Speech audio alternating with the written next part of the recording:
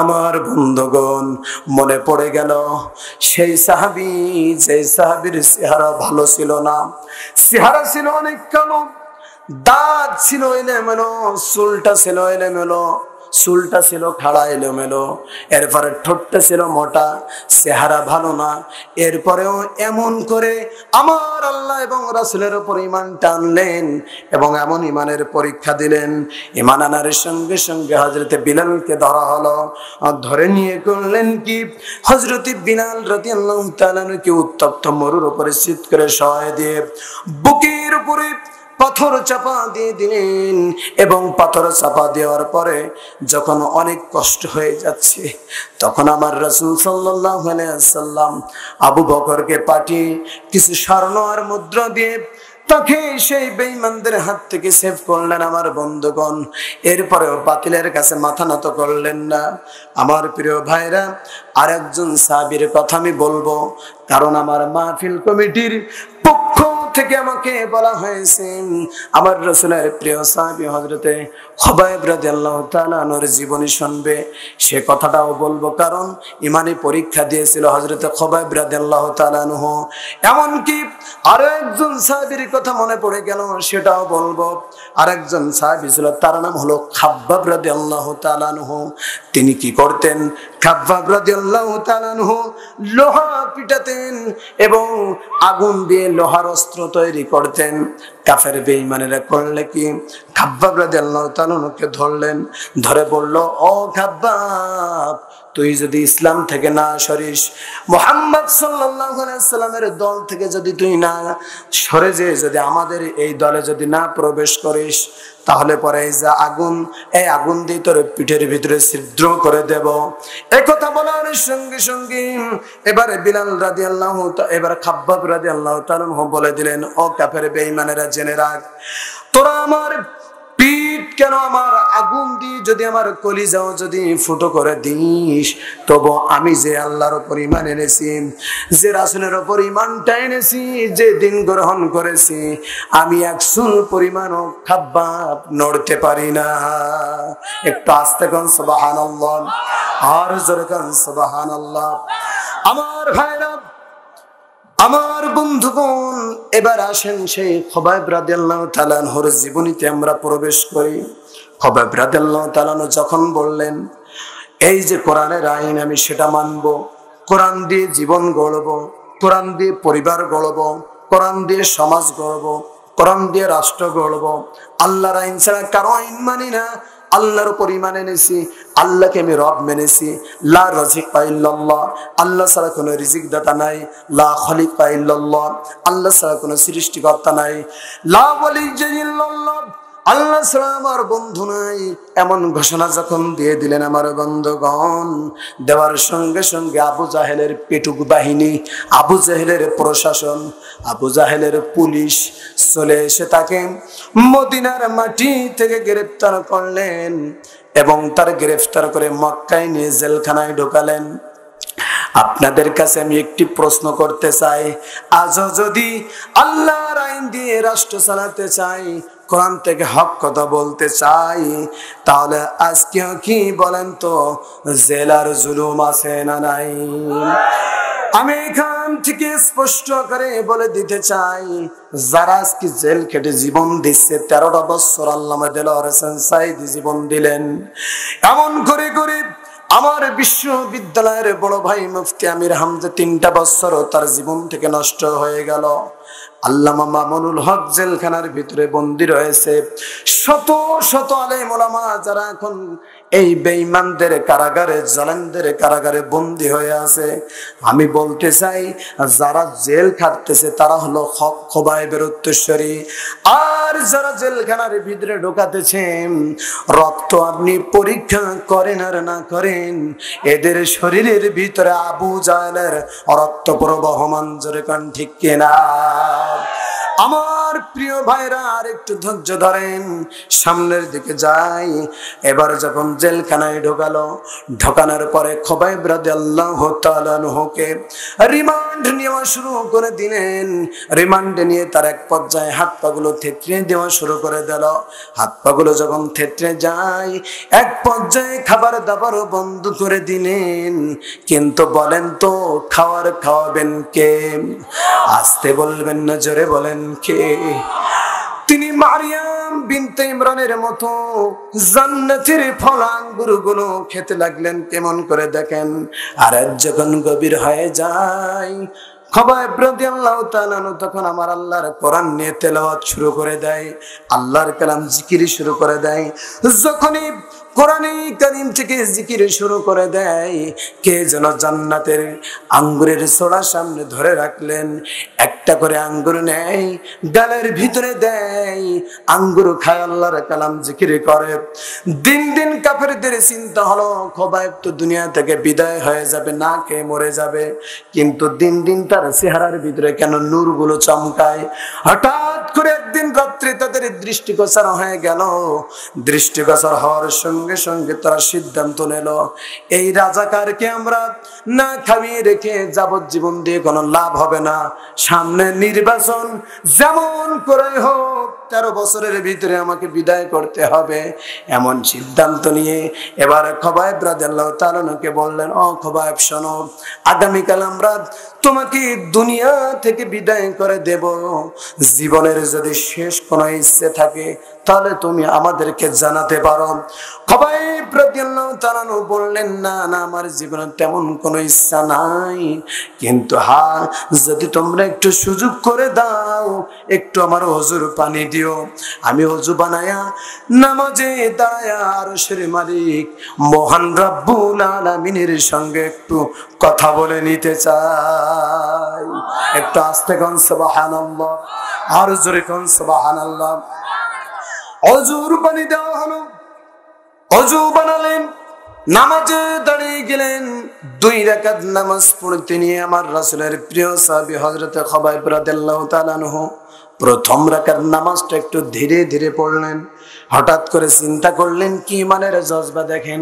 চিন্তা করলেন, আহারে, আমি যদি এখন ধীরে ধীরে নামাজটারে আদায় করি, কাফেররা ভাবতে পারে আমি বুঝি, খোবাইব বুঝি মৃত্যুর ভয়ে নামাজটা লম্বা করতেছে।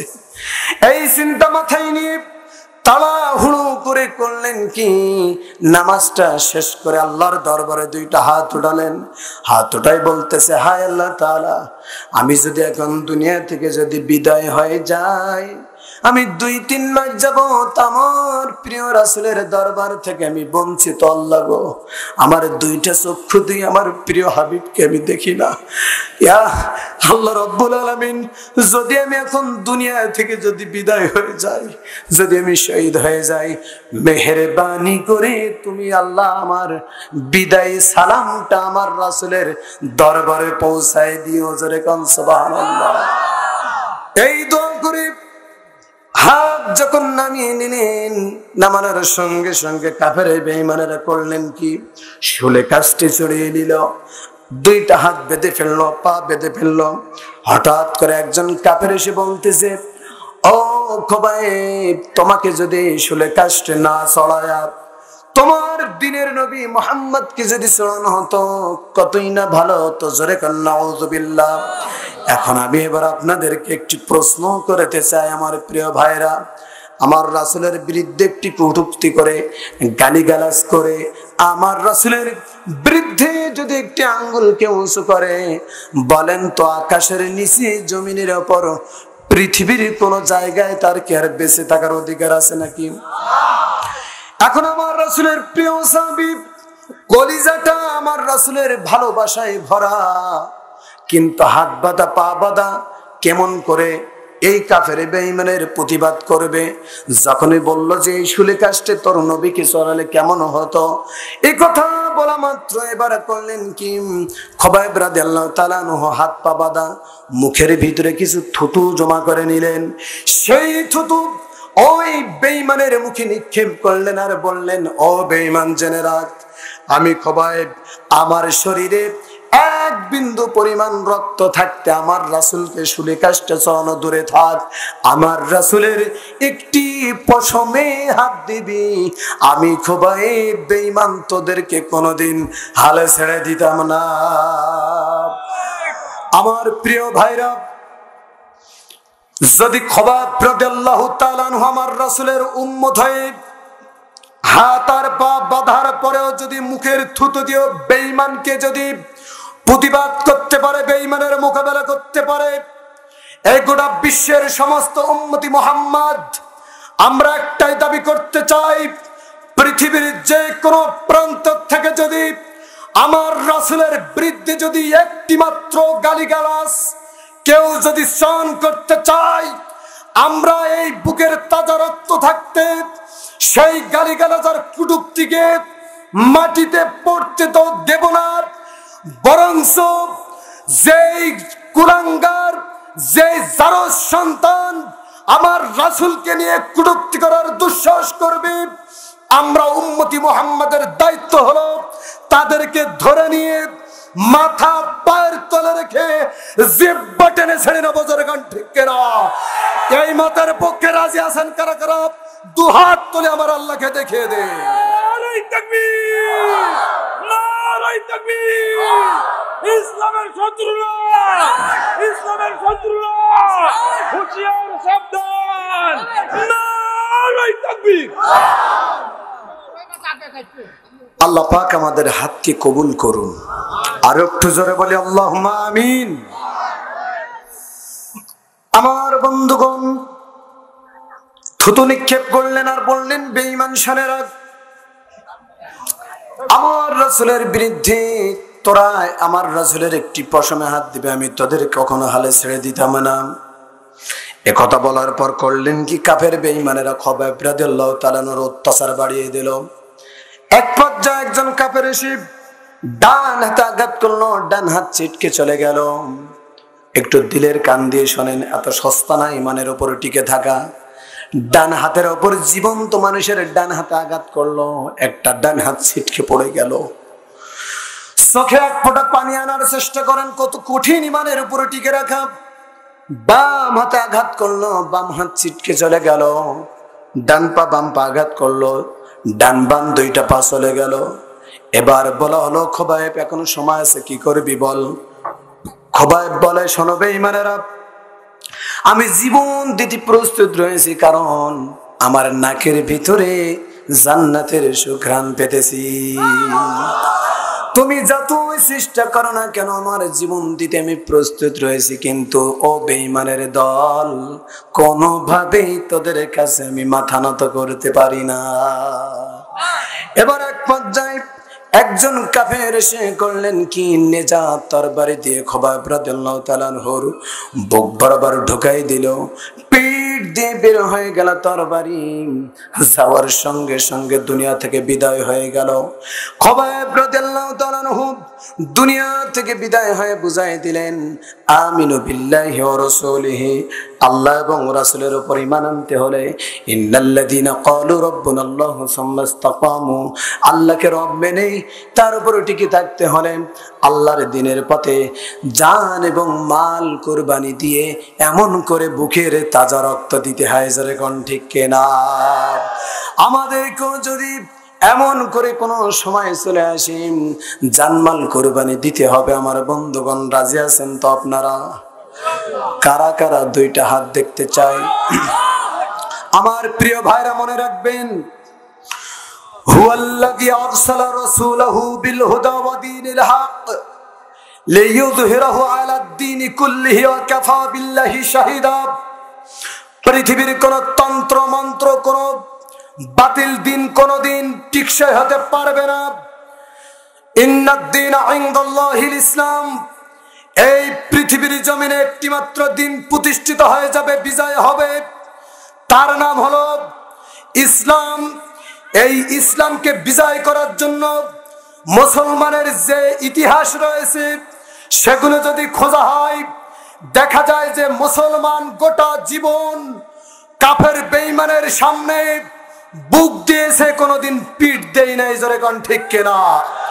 তার মানে আমরা এখান থেকে কি খোবাব রাদিয়াল্লাহু তাআলা আনহুর জীবনী থেকে এই শিক্ষা নিতে চাই, আমরা এমন ভাবে আল্লাহর উপর ঈমান এনে টিকে থাকবো, যদি আমাদের বুকের তাজা রক্ত ঢেলে দিতে হয় আল্লাহর জমিনে ঢেলে দেব, তবু আল্লাহর জমিনে আল্লাহর কোরআনের রাজ কায়েম করে ছাড়বো।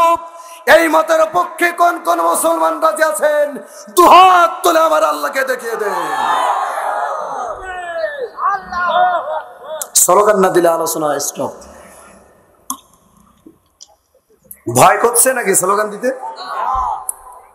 স্লোগান দিতে কি ভয় করে? রাগ করলেন নাকি কেউ? আপনারা যদি সাউন্ড মানে এই যন্ত্র দিয়ে যদি আমাকে সহযোগিতা না করেন তাহলে তো আমার কলিজা ঠিলে বের হবে। কারণ আমি যদি শক্তি দিয়ে কথা বলি আমার আর মাহফিল করতে হবে না। তাহলে সাউন্ড ভাই বাড়ান না কেন? আমি কিন্তু বলেছি যে আমি দূর থেকে কথা বললে কথা ক্লিয়ার হওয়া লাগবে। আর এই যে আলোচনার ভিতরে এই যতটুকু ডিস্টার্ব হয়েছে আলোচনার কিন্তু কিছু হলেও মান কমে যাবে। আর কোনো কথা নাই, একটু আপনি সর্বোচ্চ চেষ্টা করেন ভাই, আর কেন কথা হবে না। আমার প্রিয় ভাইরা, আমার প্রিয় বন্ধুগণ, আমরা তাহলে স্পষ্টভাবে জানতে পেরেছি আল্লাহর উপর ঈমান যদি আনতে পারি, যদি প্রয়োজনে জানমাল কোরবানি দিতে পারি, পুরস্কার কে দিবে? আল্লাহ রাব্বুল আলামিন বলছেন তাতানাজ্জালু আলাইহিমুল মালাইকাতু আল্লা তাখাফু ওয়া লা তাহজানু ওয়া আবশিরু বিল জান্নাহ। জোরে বলেন আল্লাহু আকবার। আল্লাহ রাব্বুল আলামিন বলছেন যদি আমাকে রব মানতে পারো, আমার উপর ঈমান টানার পরে যদি সাম্মাস্তাকামু, যদি তোমরা ঈমানি পরীক্ষা পাশ করে যদি টিকসই হতে পারো বান্দা, তাহলে আমি তোমার কাছে রহমতের ফেরেশতা আসমান থেকে নাজিল করে দেব। আমার বন্ধুগণ, সত্যি স্বরে বলছি, আমি আপনি যদি ঈমান টানার পরে যদি আমরা টিকসই হতে পারি, বিশ্বাস করেন আল্লাহর পক্ষ থেকে রহমতের ফেরেশতা আমার আপনার কাছে হাজির হবে। জোরে কান সুবহানাল্লাহ। এখন প্রশ্ন থাকতে পারে কোন সময় হাজির হয়ে যাবে? তাফসীর ইবনে কাসির থেকে আমি দেখেছি তিনটা সময় আল্লাহ তাআলা বান্দার কাছে রহমতের ফেরেশতা পাঠাবে। জোরে কান সুবহানাল্লাহ। এখন এই তিনটা সময় কখন শুনবেন নাকি আপনারা? আমার ভাইরা, এক নম্বর মনোযোগ দেন। বান্দার সামনে যখন মালাকুল মউত হাজির হয়ে যাবে, দারুণ ভয় পেয়ে যাবে বান্দা। ভয় পাওয়ার সঙ্গে সঙ্গে এবার তাতানাজ্জালু আলাইহিমুল মালাইকা, আল্লাহর পক্ষ থেকে ফেরেশতা নাজিল হয়ে এবার ওই বান্দাকে ডাক দিয়ে বলবে আল্লাহ তাখাফু ওয়া লা তাহজানু ওয়া আবশিরু বিল জান্নাহ। ওরে আল্লাহর গোলাম, চিন্তার কোনো কারণ নাই, ভয়ের কোনো কারণ নাই, কারণ তুমি গোটা দুনিয়ার জিন্দেগিতে আমিনু বিল্লাহ, তুমি আল্লাহর উপর ঈমান এনেছো, ও রাসূলিহি, তুমি রাসূলের উপর ঈমান এনেছো, ওয়া আনফিকু, তুমি ব্যয় করেছো আল্লাহর দ্বীনের পথে, তুমি তোমার জানমাল কুরবানি দিয়েছো, ঈমানটা এনেছো, তুমি পরীক্ষায় পাশ করেছো, তোমার সামনে সুদের টাকা গেছে, তুমি সুদ খাও নাই, ঘুষের টাকা গেছে, ঘুষ খাও নাই, জেনা করার সুযোগ ছিল, জেনা করো নাই, মদ খাওয়ার সুযোগ ছিল, মদ খাও নাই, চুরি করার সুযোগ ছিল, চুরি করো নাই। ওরে আল্লাহর বান্দা, চিন্তার কোনো কারণ নাই। আজকে মৃত্যুর মাধ্যম দিয়ে আল্লাহ তাআলা ঘোষণা দিয়েছে আল্লাহ তাখাফু, কোনো ভয় নাই, ওয়ালা তাহজানু, কোনো চিন্তা নাই, ওয়াবশিরু বিল জান্নাহ। ওরে আল্লাহর গোলাম, সোজা আল্লাহ ঘোষণা দিয়েছে তোমার জন্য আল্লাহ তাআলা সুসংবাদ রেখেছে জান্নাতের। জোরে কান সুবহানাল্লাহ। এরপরে নাম্বার 2 যেটা, সেটা হলো আমার বন্ধুগণ, 2 নাম্বার হলো যখন একজন ব্যক্তি, একজন আল্লাহর গোলাম দুনিয়া থেকে বিদায় হয়ে যায়, বিদায় হওয়ার পরে ওই আল্লাহর গোলাম যখন কবরস্থ হয়ে যায়, দুনিয়ার মানুষ যখন কবরে রেখে আসেন, নতুন কবর জগৎ, মাটির চতুর্দিকে মাটির গন্ধ, উপরে বাঁশ চাপা দিয়ে মাটি চাপা দিয়ে যখন আসবে, অন্ধকার কবরে রেখে আসার পরে যখন তার ভিতরে রূহের সঞ্চার হয়ে যাবে, হঠাৎ করে দারুণ ভয় পেয়ে যাবে। দুইজন নীল চক্ষু বিশিষ্ট ফেরেশতা তার সামনে হাজির হয়ে যাবে, দারুণ ভয় পেয়ে যাবে। ভয় পাওয়ার সঙ্গে সঙ্গে আল্লাহর পক্ষ থেকে তাতানাজ্জালু আলাইহিমুল মালাইকা, আল্লাহর উপর ঈমান আনার কারণে, রাসূলের উপর ঈমান আনার কারণে, দ্বীনের পথে ব্যয় করার কারণে আল্লাহ তাআলার পক্ষ থেকে ফেরেশতা নাজিল হয়ে তখন বলবে, ওরে আল্লাহর গোলাম, চিন্তার কারণ নাই। তুমি জেল খেটেছো, জুলুম করেছে তোমার উপরে। তুমি 3 বছর জেল খেটেছো, 4 বছর জেল খেটেছো, জীবন দিয়েছো, কোরআনের কথা বলেছো, 50টা বছর কোরআনের কথা বলেছো, 50টা রাষ্ট্রে। এরপরেও তুমি দ্বীনের পথ থেকে তুমি দূরে সরো নাই। তোমার জীবন তুমি শহীদ হয়ে গেছে, এরপরেও তুমি বাতিলের কাছে মাথা নত করো নাই। আল্লাহর কোরআনের আইন দিয়ে রাষ্ট্র পরিচালনা করার জন্য তুমি গোটা জীবনভর সংগ্রাম করেছিলে বান্দা, চিন্তার কারণ নাই। আজকে আল্লাহ ঘোষণা দিয়েছে, ওয়া আবশিরু বিল জান্নাহ, এই জান্নাতের নূর দিয়ে রব্বুল আলামিন তোমার কবরটা মুনవ్বর করে দেবে। জোরে কোন সুবহানাল্লাহ। এরপরে নাম্বার 3 হলো, যখন এই বান্দার সামনে কঠিন কিয়ামতের ময়দানে হাজির হয়ে যাবে, আমার বন্ধুগণ, কত বড় কঠিন অবস্থা।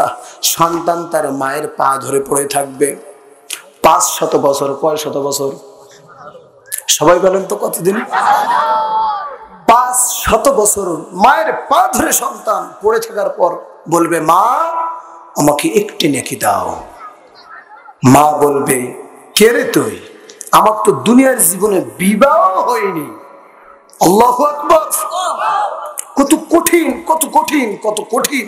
মাথার উপরে সূর্যের তাপ, গোটা জমিন তামা হয়ে যাবে, বিভীষিকাময় অবস্থা। এমন কঠিন অবস্থায় বান্দা যখন ভয় পেয়ে যাবে, আল্লাহর পক্ষ থেকে তাতানাজ্জালু আলাইহিমুল মালাইকা, ফেরেশতা নাজিল হয়ে বলবে, আল্লাহ তাখাফু ওয়ালা তাহজানু, ওরে আল্লাহর গোলাম, কিসের চিন্তা করো তুমি? কিসের চিন্তা? তুমি বাতিলের কাছে মাথা নত না করে বুকের তাজা রক্ত দিয়ে তুমি দুনিয়া থেকে আখিরাতে এসেছো। তুমি দুনিয়া ইল্লা মাতাউল গুরুর, তুমি তুচ্ছ দুনিয়াকে তুমি পরোয়া করো নাই, আখিরাতে তুমি পরোয়া করেছো, আল্লাহর ইবাদত করেছো। আজকে তো অত চিন্তা নাই। আল্লাহ ঘোষণা দিয়েছে তোমার জন্য জান্নাতের। আজকে তুমি আল্লাহর আরশে মহল্লার মেহমান হয়ে যাবে। জোরে কোন সুবহানাল্লাহ। তাহলে পরে আমরা যদি ঈমান আনতে পারি, টিকে থাকতে পারি, আল্লাহর দ্বীনের পথে জানমাল কুরবানি দিতে পারি, আমাদের জন্য সুসংবাদ জান্নাতের রেখেছেন কে? আমরা সবাই জান্নাতে যেতে চাই তো? আল্লাহ তুমি কবুল করো। জোরে বলি আমিন, আর জোরে বলি আল্লাহুম্মা আমিন। কিন্তু আমার ভাইরা, আমি বলি, যখন এমন করে জান্নাতে যাওয়ার জন্য পরীক্ষা আপনি দিবেন, যখনই ঈমানটা আনবেন, তখন সার্বক্ষণিক সময় আপনাকে ঈমানের পাহারা দিতে হবে। কারণ বাতিল শক্তি, তাগুত শক্তি আপনার পিছে লেগে থাকবে, ঠিক কিনা?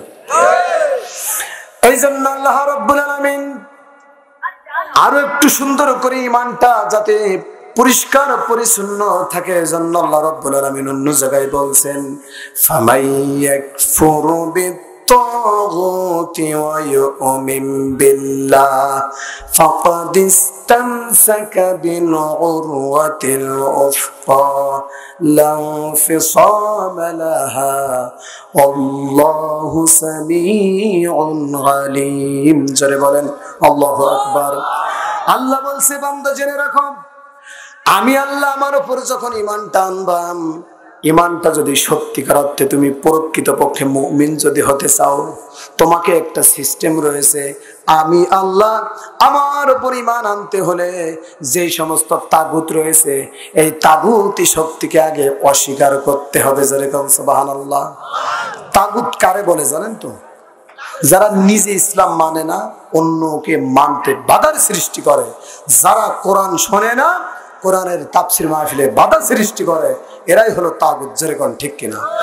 আল্লাহ বলছে মুমিন হওয়ার আগে কাফের হতে হবে। কিসের কাফের? তাগুতের কাফের। এখানে কারা? এত বড় বেয়াদবি করার সাহস কোথা থেকে পেল? কারা এখানে? সম্মানিত উপস্থিতি, আমার দিকে লক্ষ্য করেন। আল্লাহ সবাইকে হেদায়েত দান করেন, বলে আমিন। যারা বাইরে আছেন সবাই ভিতরে ঢুকে বসে পড়েন। সম্মানিত উপস্থিতি, আল্লাহ তাআলা বলছে ফামাইয়াকফুর বিত্তাগুত, যারা কোরআনের বিরুদ্ধে কোরআনের মাহফিলে বাধা দেবে, তোমরা তাদেরকে বাধা দেবে, ঠিক কিনা? সম্মানিত উপস্থিতি, এইভাবে আল্লাহ তাআলা বলছে আমাকে, আমার প্রতি ঈমান আনার আগে সর্বপ্রথম তাগুতকে অস্বীকার করো। এমন ভাবে ডিস্টার্ব করলে আমি কিন্তু আলোচনা হারিয়ে ফেলব। আমার প্রিয় ভাইরা, এখন তাগুতের একটা মোহরা সবসময় আপনার পিছনে লেগে থাকবে। এই পৃথিবীর তাগুতের গডফাদার ছিল ফেরাউন। কে ছিল? আপনি কি মন খারাপ করছেন?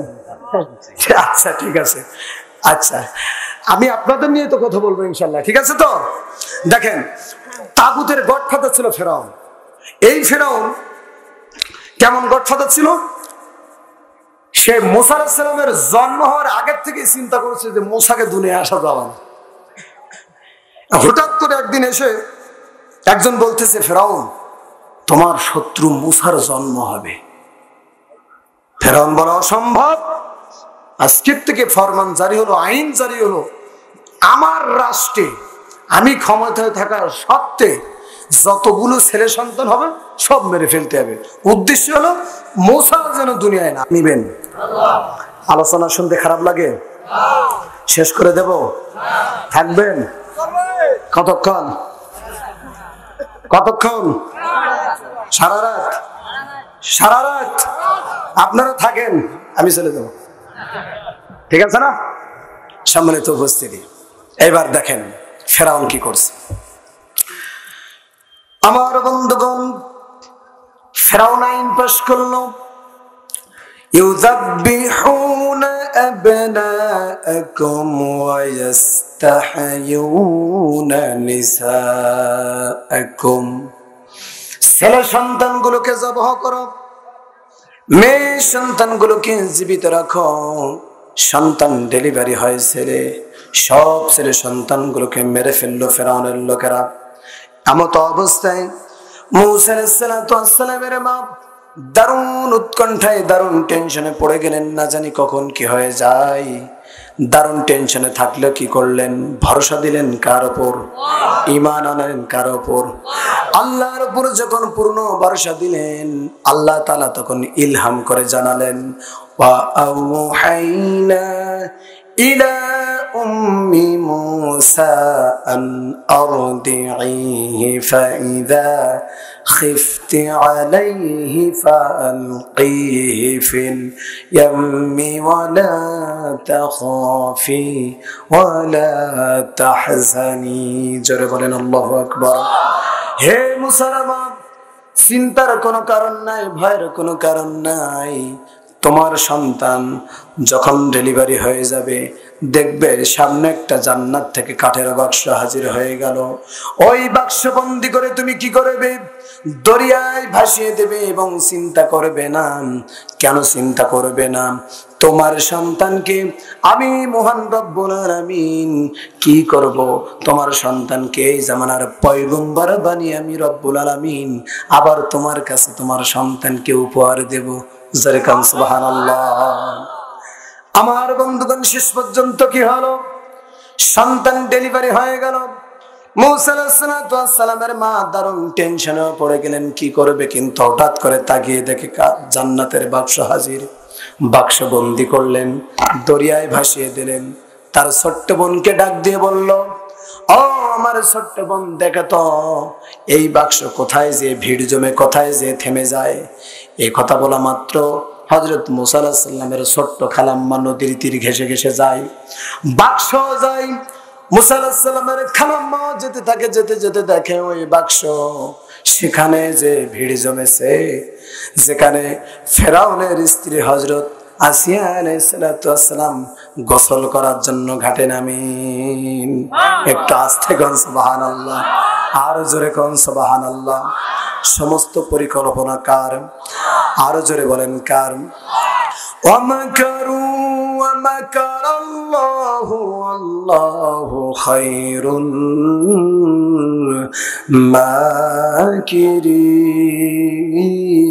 মাকিরিন। সমস্ত কৌশলী, সর্বোত্তম কৌশলী ফয়সালা কার হাতে? এবারে যখন ফেরাউনের স্ত্রী হযরত আসিয়া আলাইহিস সালাম দেখলেন মনে মনে চিন্তা করতেছে, আমি এত সুন্দর বাক্স তো কোথাও দেখি নাই, এই বাক্সের ভিতরে কি রয়েছে আমাকে একটু দেখতে হবে। এই চিন্তা মাথায় নিলেন, ফেরাউনের রাজ দরবারে চলে গেলেন। ফেরাউনের রাজ দরবারে দিয়ে সমস্ত কর্মচারীদের ডাক দিলেন আর বললেন, দেখো তো এই বাক্সের ভিতরে কি রয়েছে। এ কথা বলা মাত্র সবাই আসলো, শত চেষ্টা করলো, কোন ক্রমে কোন অবস্থাতে বাক্সর মুখ কেউ খুলতে পারলো না। শেষ পর্যন্ত করলেন কি, হযরত আসিয়া আলাইহিস সালাম নিজের হাতের ছোঁয়া যখন লাগিয়ে দিলেন, সঙ্গে সঙ্গে আলটিমেটলি বাক্সের মুখটা খুলে গেল। জোরে কান সুবহানাল্লাহ। বাক্সের মুখ খুলে যাবার সঙ্গে সঙ্গে দেখে হাত নাড়ায়, পাও নাড়ায়, যুগল ভুরু টানা টানা, কি প্রশস্ত কপাল, কি সুন্দর চাঁদের মতো চেহারা। এত সুন্দর সন্তান জীবনেও কখনো দেখে নাই। আমার বন্ধুগণ বলেন তো, নবীদের চেহারা স্পেশালি কে দিলেন? সব নবীদের নবী, কায়দুল মুরসালিন, সাইয়্যিদুল মুরসালিন, খাতামুন নাবিয়্যিন, our prophet, our teacher, নাবিয়্যুনা ওয়া সাইয়্যিদুনা মুহাম্মাদুর রাসূলুল্লাহ, যারা বলেন সাল্লাল্লাহু আলাইহি ওয়াসাল্লাম। আমার বন্ধুগণ, আমার রাসূলের চেহারা কেমন ছিল একটু বলবো নাকি? আহা, আমি হাদিস পড়ে পড়ে দেখলাম, যতটুকু আমার ভিতরে অভিজ্ঞতা এসেছে, আমার আল্লাহ গোটা পৃথিবীতে যত যা কিছু সৃষ্টি করেছে, আমার নবীর মতো সুন্দর করে আমার আল্লাহর কাউরে বানাই নাই। আমার রাসূল ছিল অতিশয় চকচকে, রক্তিম শুভ, দুধে আলতা, লাবণ্যময়ী, একেবারে চাঁদের মতো তো দূরে থাকা, চাঁদের ভিতরে লিপন আছে, কিন্তু চাঁদের চেয়েও সুন্দর মুহাম্মদ সাল্লাল্লাহু আলাইহি ওয়াসাল্লাম। শুধু যে চেহারাই সুন্দর তা নয়, আমার রাসূলের চরিত্রটা কত সুন্দর। দেখেন, আমার আপনার চারিত্রিক সনদের জন্য আমরা কিন্তু ইউনিয়ন পরিষদে যাই, ঠিক কিনা? ইউনিয়ন পরিষদ থেকে চেয়ারম্যান সাহেব আমাদের চারিত্রিক সনদ দেয়, কিন্তু আমার দেশে দেখা যায় এমন কিছু চেয়ারম্যান রয়েছে যার নিজেরই কোনো চরিত্র নাই। যেরকম, ঠিক কিনা? কিন্তু আমার আল্লাহ তাআলা তিনি নিজে আমার রাসূলের চারিত্রিক সনদ দিয়ে বলছেন, ও ইন্নাকা লাআলা খুলুকিন আযীম, নবী হে, আপনি হলেন সুমহান চরিত্রের অধিকারী। সুবহানাল্লাহ। আমার বন্ধুগণ, আমার রাসূলের চারিত্রিক বৈশিষ্ট্য যদি বলতে যাই, আসলে জীবন শেষ হয়ে যাবে, জীবনে সেই বর্ণনা শেষ হবে না। আমি সেদিকে যেতে চাই না, আজকের আলোচনা যেদিকে, আমি সেদিকে যেতে চাই। আমি বলতেছিলাম, আমার বন্ধুগণ, হযরতে আসিয়া আলাইহিস সালাম যখন হযরতে মুসার চেহারা দেখলেন, তখন তার মনের ভিতরে এবার তৃপ্তি এসে গেল। এত সুন্দর বাচ্চা আমি কোনোদিন দেখি নাই, এত সুন্দর বাচ্চা আমি কাউরে দিব না। কিন্তু ফেরাউন হত্যার হুলিয়া জারি করে দিয়েছে, ছেলে সন্তান পেলেই মেরে ফেলবে। এবার মনে মনে চিন্তা করলো, আমার স্বামীকে এই সন্তান আমি মারতে দেব না, যেমন করেই হোক আমার এই পরিবারের রাজপুত্রের মর্যাদা দিয়ে দেব। এই চিন্তা মাথায় নিলেন, হযরতে মুসা আলাইহিস সালামকে কোলে উঠালেন। এবার ফেরাউনের রাজ দরবারে যখন প্রবেশ করতে নিবেন, প্রবেশ করার পূর্বে দেখা যায় মেন ফটোতে ফেরাউন দাঁড়ানো। প্রশ্ন করে, আসিয়া, তুমি তো গেলা গোসল করার জন্য ঘাটে, এই সন্তান কোথায় পেয়েছো? তুমি সেটার উত্তর দাও। এবার আসিয়া বলতেছে, আমার স্বামী গো, আমি একটা প্রশ্ন করি।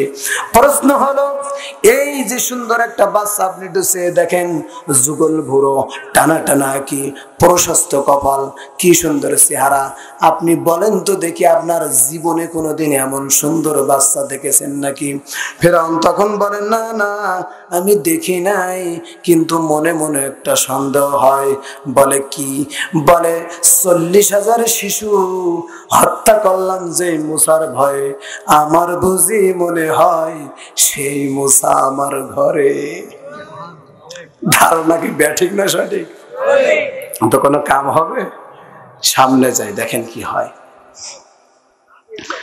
আসিয়া আলাইহিস সালাম বলল, আমার স্বামী গো, আপনি যেখানেই যান সেখানে আপনি মুসার গন্ধ পান, এটাই যে মুসা হবে এর কোনো গ্যারান্টি আছে নাকি? বলে, না।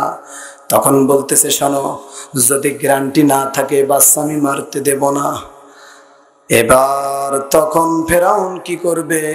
নেতা যত দরের হোক, যত পাওয়ারফুল হোক, বউয়ের কাছে কাইত, ঠিক কিনা?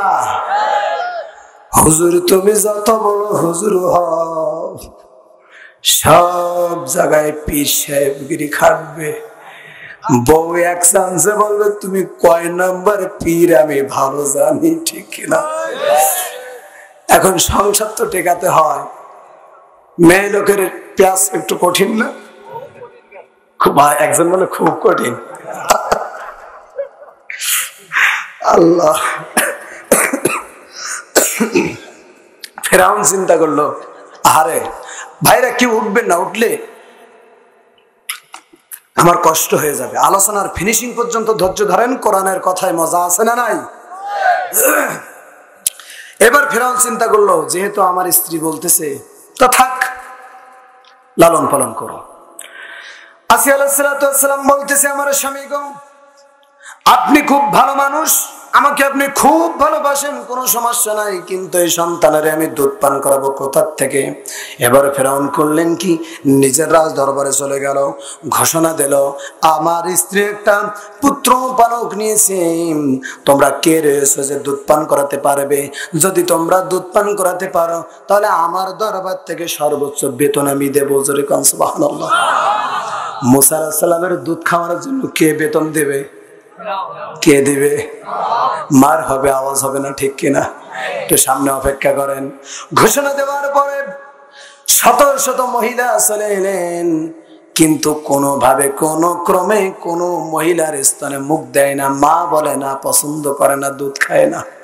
3 দিন চলে গেল। হযরত আসিয়া আলাইহিস সালাম দারুণ টেনশনে পড়ে গেলেন, আহারে কি হবে তাহলে, বাচ্চা বাঁচাবো কেমন করে? একজন মহিলা এসে বলতেছে, আসিয়া শোনো, আমার খোঁজে একজন মহিলা রয়েছে, খুব আবেদা সলেহা, পরেশঘরিণী, তার মানে মুসার মা। কে? ওই মহিলাকে যদি ডাক দাও, আমার মনে হয় তার দুধ খাইতে পারে। মুসার মাকে ডাকা হলো, দুনিয়ার কেউ জানে না, জানেন কে? আপন মা চলে এলো। সন্তান তার মাকে চিনে নিলেন, মা তার সন্তানকে চিনে নিল। লোহা আর চুম্বক যেমন পাশাপাশি লাগলে আর দেরি হয় না, মা আর সন্তান কোলে জুড়ে দুধ পান শুরু হয়ে গেল।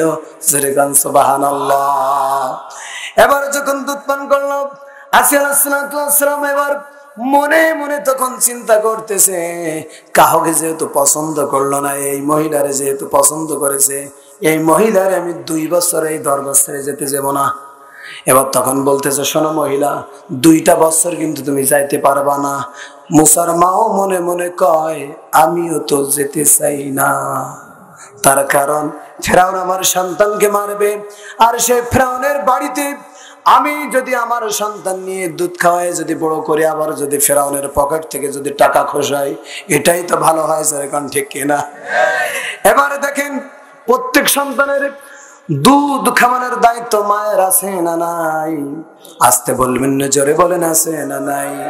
ফি কুল্লি আমাইনি আনিশকুরলি ওয়া লিওয়ালিদাইক ইলাইয়াল মাসির। প্রত্যেক মায়ের দায়িত্ব হলো সন্তানের দুধ পান করানো, কিন্তু মুসার মার ক্ষেত্রে একটু ভিন্ন হয়ে গেল। মুসার মা তার নিজের সন্তানের দুধ পান করায়, আবার তার ফিরআউনের পকেট থেকে টাকাগুলো খসায়। এমন করে করে যখন 2 বছর বয়স হয়ে গেল, হঠাৎ করে একদিন হযরত আসা আলাইহিস সালাম ফিরআউনকে ডাক দিয়ে বলতেছে, ও আমার স্বামী, আপনি কেমন নিষ্ঠুর, কেমন পাষাণ। 2টা বছর হয়ে গেল, এই সন্তানটা লালন পালন করলাম, একটা দিনের জন্য আপনি একটু কোলে নিলেন না, আদর করলেন না, স্নেহ করলেন না। ফেরাউন মনে মনে চিন্তা করলো, আরে তাও তো কথা মন্দ না, ঠিক আছে দাও আসি, আমি একটু আদর করি। মুসা আলাইহিস সালাম 2 বছরের বাচ্চা, এবার ফেরাউন কোলে নিল, গালের কাছে মুখটা নিয়ে যায় আদর করার জন্য, বারবার নিয়ে যায়, বারবার মুখটা ঘুরাই নিয়ে যায়। সর্বশেষ যখন জোরপূর্বক স্বৈরাচারী ভাবে মুসা আলাইহিস সালামের গালের কাছে ফেরাউনের নাপাক মুখটা নিয়ে যায়, সঙ্গে সঙ্গে মুসা আলাইহিস সালাম 2 বছরের বাচ্চা ডান হাত বের করে মারছে একদম থাপ্পড় মারাও সারা। ফেরাউন সিথে পড়া। ফেরাউন বলে, আসিয়া তোরে যে বললাম এটা মুসা, তোরে বিশ্বাস হয় না? বলে কেমনে? বলে থাপ্পড় গুলো আমি খাইছি, তুমি খাও নাই। থাপ্পড় ওয়েট প্রমাণ করে এটাই আল্লাহর নবী, ঠিক কিনা? সামনে সময় আসতেছে, আলেমদের বিরুদ্ধে তোমরা যারা উঠে পড়ে লেগেছ, তোমাদের এমন থাপ্পড়ানো হবে তোমরা পালানোর সুযোগ পাবে না। জোরে কান ঠিক কিনা? সম্মানিত উপস্থিতি, থাপ্পড় খেয়ে এবার বলছে, আসিয়া এর আর বাঁচানো যাবে না, এই মশা।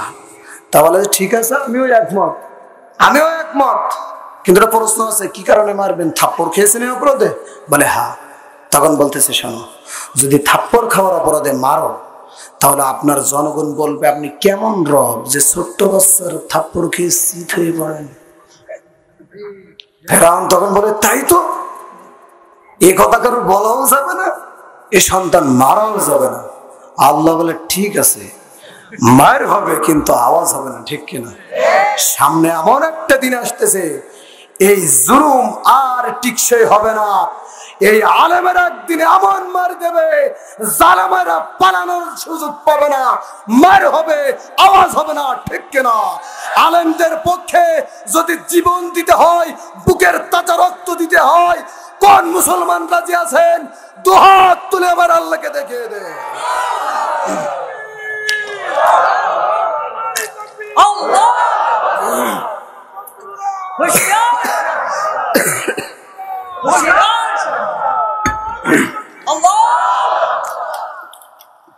আল্লাহ পাক আমাদের হাতকে কবুল করুন।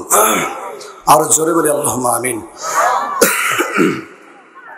আমার বন্ধুগণ, এইবার 10 বছর যখন বয়স হয়, ফেরাউন তখন বলে, আনা রব্বুকুমুল আলা, আমি হলাম সবচেয়ে বড় রব। কিন্তু আমাদের রব কে? আরো জোরে বলেন। কোরআন কার? রব কে? আইন মানতে হবে কার? সব ক্ষমতা কার হাতে? আর যারা বলবে যে ক্ষমতার উৎস জনগণ, এই সমস্ত বেঈমানদের মুখে আমরা থুতু নিক্ষেপ করি, ঠিক কিনা?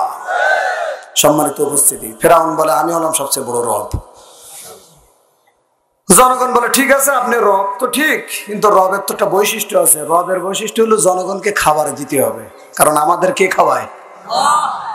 এবার ফেরাউন বলতেছে, তা তো কথা বন্ধু না। তাই নির্ধারিত একটা দিন দিল, দিয়ে বলল যে তোমরা অমুক দিনে আসো, তোমাদেরকে খাওয়াবো। 3000 লোকের জন্য 3000 পিস ছাগল জবাই করলো, আস্তে আস্তে করে ভাজা করলো।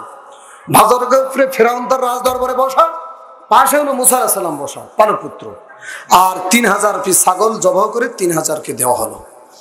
এখন ফেরাউন বলতেছে, আমার জনগণ তোমরা খাও। জনগণ বলে, না, আপনি আমাদের রব, আপনি আগে খান। এদিকে মুসা আলাইহিস সালাম বসে রেডি হয়ে আছে, পারমিশন পেলেই হয়, কারণ তিনি কেমন নবী জানেন তো? আজরাইলও ক্ষমা পায় না, দেখছে থাপ্পড়, ঠিক না? সম্মানিত উপস্থিতি, এবার যখন সর্বশেষ বাক বিদণ্ড করতে করতে যখন এক পর্যায়ে বলা হলো যে পালক পুত্র মুসা খাবে, তখন এবার মুসা আলাইহিস সালাম ছাগলের কানের ভিতরে আঙ্গুল ঢুকে দিয়ে মারছে টান। টান মারার সঙ্গে সঙ্গে ওই ভাজা ছাগল আল্লাহর ইশারায় তাজা হয়ে মারছে। তো জীবিতকে মৃত করেন কে? মৃতকে জীবিত করেন কে? কোনো সন্দেহ হয় নাকি? একটা ছাগল যখন ভাজা ছাগল তাজা হয়ে মারলেন দৌড়, সঙ্গে সঙ্গে আর 3000 পিস ছাগল, ভাজা ছাগল তাজা হয়ে দিল দৌড়। জনগণ তখন বলে, ও ফেরাউন, তুমি কেমন রব? তুমি দিলা ভাজা ছাগল, তোমার সন্তান বানালো তাজা ছাগল, তার মানে তোমার এসে তোমার সন্তান তো বড়, তুমি কিসের রব? মানে ওই যে সিটা বাটপার ধরা খেয়ে গেছে, এখন মান সম্মান আছে? আর মান সম্মান যখন আর থাকলো না, এবার তখন মুসা আলাইহিস সালাম মনে মনে চিন্তা করতেছে আজকে আমার আর বাসন নাই। দৌড়াই চলে গেল এবার হযরত আসিয়া আলাইহিস সালামের কোলে।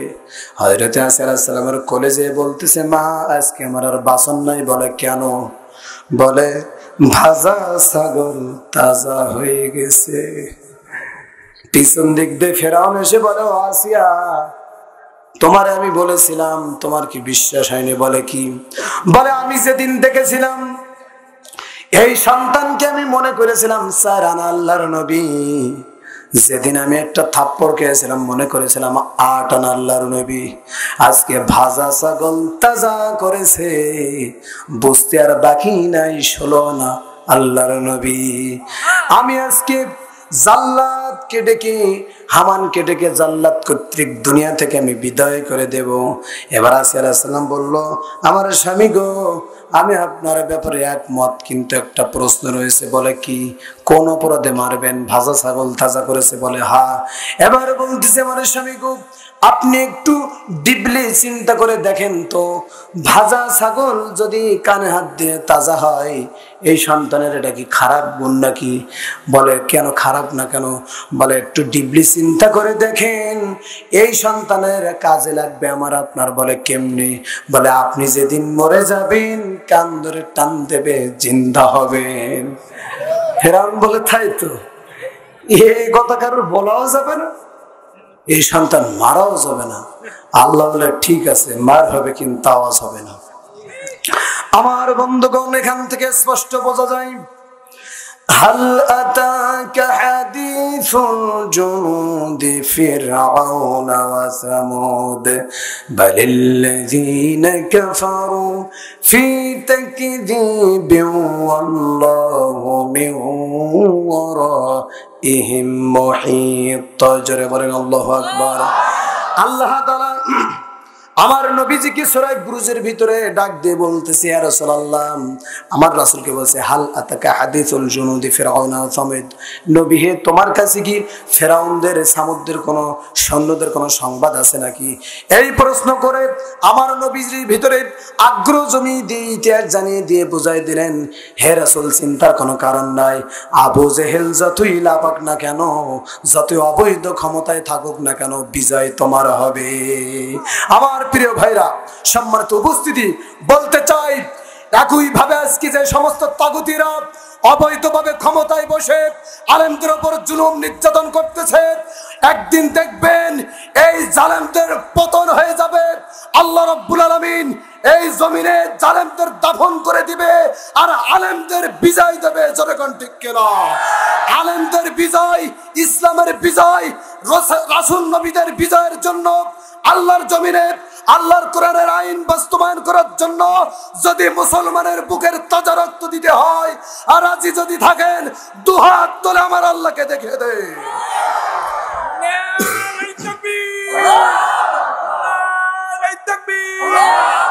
আব্দুর রব সাহেব, মাওলানা আব্দুর রব সাহেব,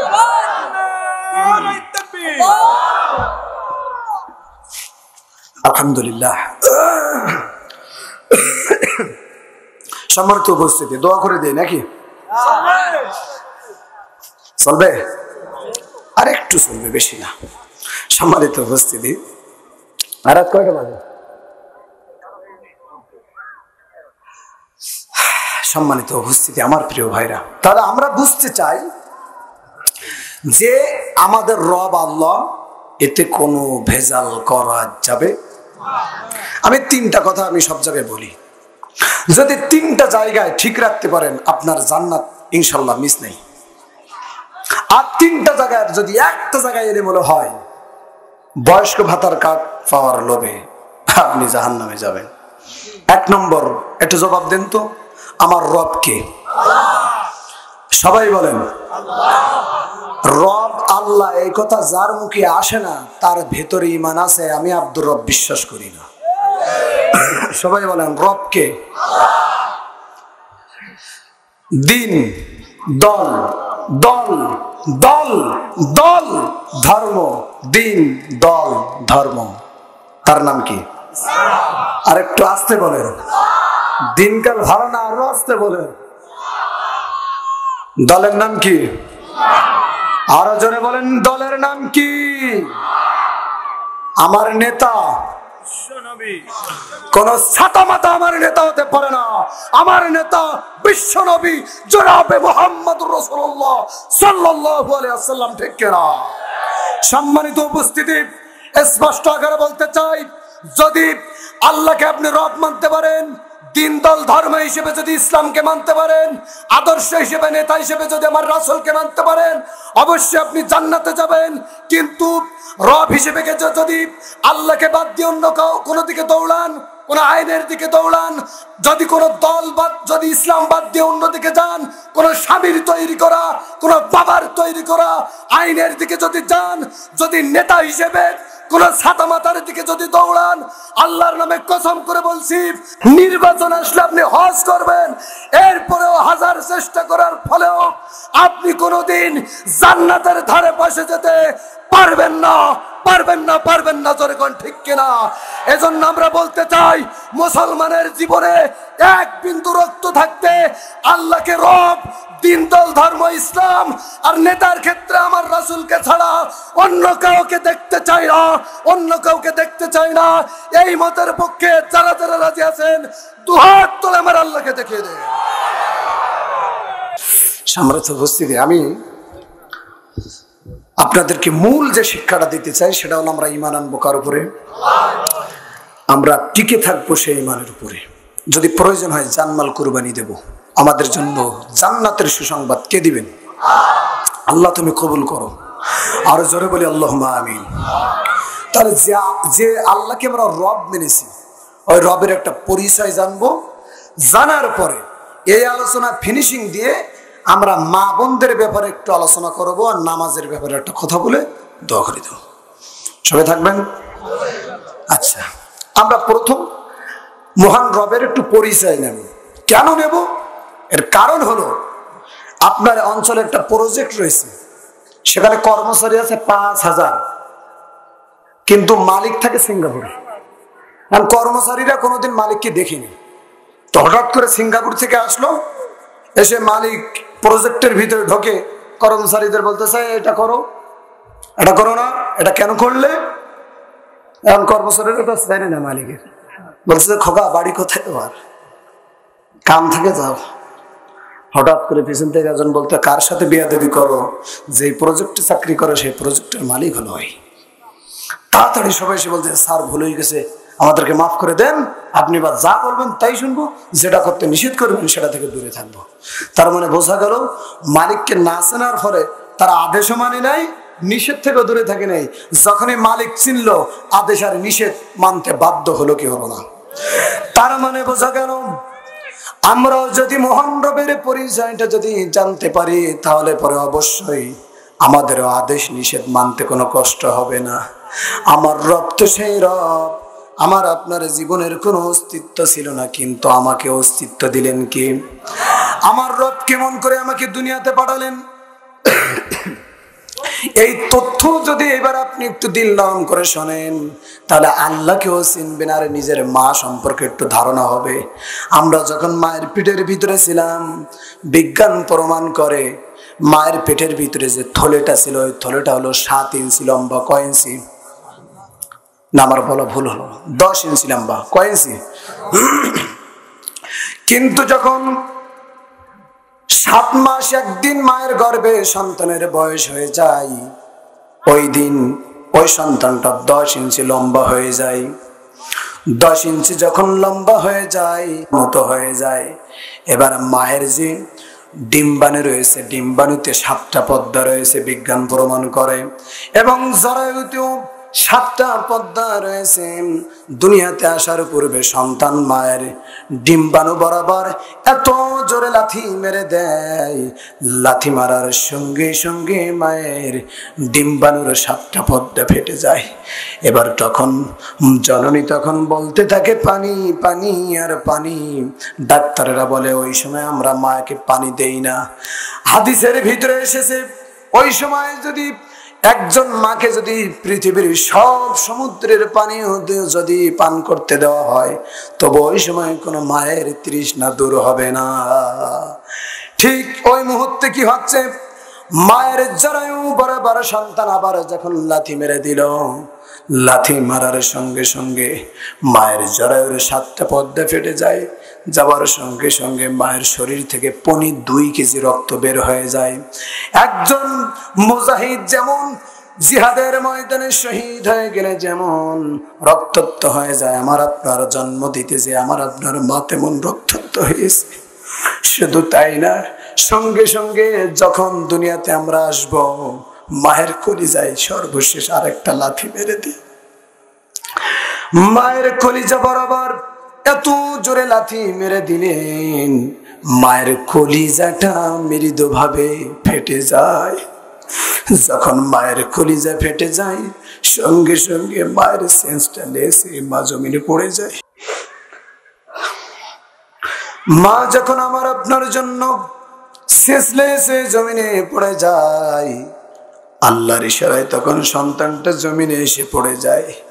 জমিনে আসার পরে সন্তান আওয়াজ দেয়, উম্মা উম্মা উম্মা উম্মা উম্মা বলে যখন আওয়াজ দেওয়া শুরু করে দেয়, বিজ্ঞান বলে আমরা ওই উম্মা আওয়াজটা ইথার দিয়ে ধরলাম, আর মায়ের ফাটা কলিজায় মাইক্রোস্কোপ যন্ত্র দিয়ে দেখলাম আরশের মালিক মহান রব্বুল আলামিন ওই সন্তানের উম্মা আওয়াজটা নিয়ে মায়ের কান দিয়ে ঢোকাই দিয়ে মায়ের ফাটা কলিজাটা রব্বুল আলামিন সেলাই দিয়ে মাকে সুস্থ করে দেয়। শুধু তাই না, বিজ্ঞান বলে ওই মা যতদিন বেঁচে থাকে ওই কলিজার যে ক্ষত, ওই ক্ষতটা সারা জীবন থেকে যায়। এজন্য দেখবেন সন্তান যখন দূরে চলে যায়, মায়ের তখন কলিজার ভিতরে কুটকুট করে কামড় শুরু করে দেয়। মা সন্তান যখন বিদেশে যায়, সন্তানের যদি কোনো কিছু হয়ে যায়, দেখবেন মায়ের কলিজার ভিতরে কুটকুট করে কামড় দিচ্ছে। তার কারণ হলো ওই সন্তানের জন্য মা ছাড়া আর কেউ কলিজা ফাটায় নাই। এই জন্য আল্লাহ রাব্বুল আলামিন আমাদের এমন রব, মায়ের পেটের ভিতরে থেকে আমাদেরকে দুনিয়ায় আনলেন কেমন করে। আবার দেখেন, যখন মায়ের পেটের ভিতরে 3-4 মাস ছিলাম, তখন কিন্তু আমার বন্ধুগণ আমারে কে খাওয়াইছিল, আমার কোন রব খাওয়াইছিল? ওই সময় কোনো খাদ্যমন্ত্রী আমার খাবারের ব্যবস্থা করতে পারে নাই। ওই সময়টা আমার আল্লাহ আমার মায়ের পেটের ভিতরে খাওয়ালেন। আবার আমি যখন দুনিয়াতে আসলাম, আমার মা যদি আমার গালে লবণ দিত, আমি দুনিয়া থেকে বিদায় হয়ে যেতাম। আমার মায়ের শরীরের রক্তগুলো চুষে চুষে আমি খেয়ে ফেলেছি। বিজ্ঞান বলে 36 মণ দুধ পান করেছে প্রত্যেকটা সন্তান মায়ের বুক থেকে। একটা মায়ের শরীরে রক্ত শুষে শুষে দুধ পান করে করে মায়ের জৈবনটা আমরা শেষ করে দিয়েছি। আমার বন্ধুগণ, এই মা এত বড় সম্পদ, তাই তো আল্লাহ তাআলা বলে আমি রব, আমাকে চিনার পরে, আমার উপর ঈমান আনার পরে, আমিনু বিল্লাহ ওয়া রাসূলিহি, তোমরা যখন আমার উপর ঈমান আনবে এবং খরচ করবে, এই খরচটা প্রথম হবে তোমার মা বাবার জন্য। যারা কোন ঠিক কিনা? ইয়াসআলুনাকা মাযা ইউনফিকুন, আল্লাহ তাআলা বলছে, হে রাসূল আপনার কাছে প্রশ্ন করবে সর্বপ্রথম কোথায় খরচ করবে, তুমি বলে দাও সর্বপ্রথম ব্যয় করবে মায়ের জন্য, বাবার জন্য। অন্য জায়গায় আল্লাহ রাব্বুল আলামিন বলেন, আকাদা রাব্বুকা আল্লা তা'বুদু ইল্লা ইয়্যাহু ওয়া বিল ওয়ালিদাইনি ইহসানা। আল্লাহ বলছে আমার উপর ঈমান আনলে, আমার ইবাদত করলে, রব হিসেবে মেনে নিলে ঠিক আছে, কিন্তু বান্দা সঙ্গে সঙ্গে তোমার দায়িত্ব হলো তোমার বাবা মার উপর তোমার ইহসান করতে হবে। যেরকম ঠিক কিনা? আমার নবীজি বলেছেন, আরিদাল্লাহ ফি রিদাল ওয়ালিদাইন ওয়া সাকাতুল্লাহ ফি সাকাতিল ওয়ালিদাইন, রাহু তিরমিজি শরীফের বর্ণনা। আমার নবীজি বলেছেন, যদি পিতামাতা তোমার উপর যদি খুশি হয়ে যায়, আরশের মালিক মহান রব্বুল আলামিন বান্দা তোমার উপর খুশি। আর যদি পিতামাতা তোমার উপর যদি নারাজ হয়ে যায়, আরশের মালিক মহান রব্বুল আলামিন তোমার উপর নারাজ হয়ে যাবে। আমি এই যে আমার বন্ধুগণ যারা আছেন, আপনাদের যাদের বাবা মা বেঁচে আছে, আমি তাদের দুইটা হাত দেখতে চাই। জীবন থাকতে কোনোদিন মা বাবার সঙ্গে নাফরমানি কারা করবেন না? একটু দুইটা হাত তোলেন, টান টান করে দুইটা হাত ওঠান। আল্লাহ তুমি হাতগুলো কবুল করে নাও, জোরে বলি আমিন। সবাই আমার সঙ্গে পড়েন, রব্বিরহামহুমা কামা রব্বায়ানি সগীরা। যাদের বাবা মা বেঁচে নাই তাদের জন্য সাদকায়ে জারিয়া করবেন, আর তাদের জন্য আল্লাহর শিখানো দোয়াটা করবেন। আল্লাহ চাইলে বাবা মার কবরটা জান্নাতের নূর দিয়ে আল্লাহ মুনవ్বর করে দিবেন। আমার ভাইরা, আমার বন্ধুগণ, তাহলে পরে বুঝলাম আমার আল্লাহকে রব হিসেবে মেনে নিয়ে তার উপর ইস্তেকামত থাকতে হবে, প্রয়োজনে জানমাল কোরবানি দিতে হবে। এটাই হলো আমাদের চূড়ান্ত সিদ্ধান্ত। কিন্তু এই সিদ্ধান্ত যারা গ্রহণ করবে, আমি বলতে চাই অনেকের মনে প্রশ্ন থাকতে পারে, হুজুর জীবনে অনেক গুনাহ করেছি, আল্লাহ হয়তো মাফ করবে না, এমন প্রশ্ন আছে না নাই? বলেন এমন প্রশ্ন থাকে কিনা আমার বন্ধুগণ? এখন অনেকে প্রশ্ন করতে পারে, এত গুনাহ কি হবে উপায়? আজকে আমি হাদিসে কুদসির ভিতরে পেয়েছি। হাদিসে কুদসি কি বোঝেন তো? আল্লাহ তাআলা বলেছেন, এমন হাদিসকে বলা হয় হাদিসে কুদসি। তো হাদিসে কুদসির ভিতরে বলছে আল্লাহ তাআলা যে, বান্দা তুমি যদি আমার দিকে 1 বিঘত চলে আসো, আমি তোমার দিকে 1 হাত যাবো। সুবহানাল্লাহ বলেন। এবার আল্লাহ বলছে, যদি বান্দা তুমি 1 হাত আসো, আমি 1 গজে গিয়ে আসবো। যদি বান্দা তুমি আমার দিকে হেঁটে হেঁটে আসতে পারো, আমি আল্লাহ তোমার দিকে দৌড়াই যাব। এই হাদিসটা পড়ার সঙ্গে সঙ্গে আমার একটা আয়াতের কথা মনে পড়ে গেল, ওয়াসারিউ ইলা মাগফিরাতিম মির রাব্বিকুম ওয়া জান্নাতিন আরদুহাস সামাওয়াতু ওয়াল আরদ উইদ্দাত লিল মুত্তাকিন। যারা বলেন আল্লাহু আকবার। আমার আয়াত কেন মনে পড়লো? এদিকে আল্লাহ তাআলা বান্দাকে বলছে, আমি আল্লাহ তোমার দিকে দৌড়ায় যাব। কিন্তু কোরআনে কারিমে সূরা আল ইমরানের ভিতরে আল্লাহ বলছে, ও বান্দা শোনো, তুমি যদি যতই জিনা করো, ব্যভিচার করো, গুনাহ করো, যতই যা তুমি নাফরমানি করো না করো, যদি তুমি বান্দা আমার ক্ষমার দিকে যদি তুমি দৌড়াতে পারো, তাহলে পরে আমি তোমাকে মুত্তাকি ঘোষণা দিয়ে তোমার জন্য আসমান জমিন বরাবর জান্নাত রেখে দিয়েছি। জোরে কান সুবহানাল্লাহ। তাহলে আমাদের হতাশার কোনো কারণ নাই, ফিরতে হবে, দৌড়াতে হবে, প্রতিযোগিতা করতে হবে। কার দিকে? নামাজ মনে হয় বাদ দিয়ে, নামাজ বাদ দিয়ে না নামাজ ধরে, 5 ওয়াক্ত না 3 ওয়াক্ত, শীতকালে ফজরের ওয়াক্ত বাদ, কয় ওয়াক্ত পড়তে হবে? আমার বন্ধুগণ, আল্লাহ রাব্বুল আলামিন বলেন, আকিমিস সালাতা লিদুলুকিশ শামসি ইলা গাসাকিল লাইলি ওয়া কুরআনাল ফাজরি ইন্না কুরআনাল ফাজরি কানা মাশহুদা। জোরে বলেন আল্লাহু আকবার। এখানে আল্লাহ তাআলা নামাজ 5 ওয়াক্ত নামাজের সময়সূচি করে দিয়েছেন। আমার বন্ধুগণ, নামাজ অনেক হাজী সাহেব পড়ে, কিন্তু সন্তানে যে পড়ে না, খোঁজ খবর নেয় না, এমন 2-1 আছে না নাই? কিন্তু আমার নবীজি বলেছেন, মুরু আওলাদাকুম বিসসালাহ, তোমরা তোমার সন্তানদেরকে নামাজের জন্য আদেশ করো। আবনাউ সাবিঈ সিনিন, যখন তাদের বয়স 7 বছর হয়। কয় বছর? আমি এই হাদিসটা পড়ার সময় বিজ্ঞানের একটি থিওরি নিয়ে চিন্তা করে দেখলাম যে আমার নবীজি 7 বছরের আগেও বললেন না, পরেও বললেন না, ঠিক কেন 7 বছরে বললেন? আবার বিজ্ঞান বলতেছে, একটা তথ্য আপনাদেরকে জানাই আমার বন্ধুগণ, দেখেন কত সুন্দর কথা।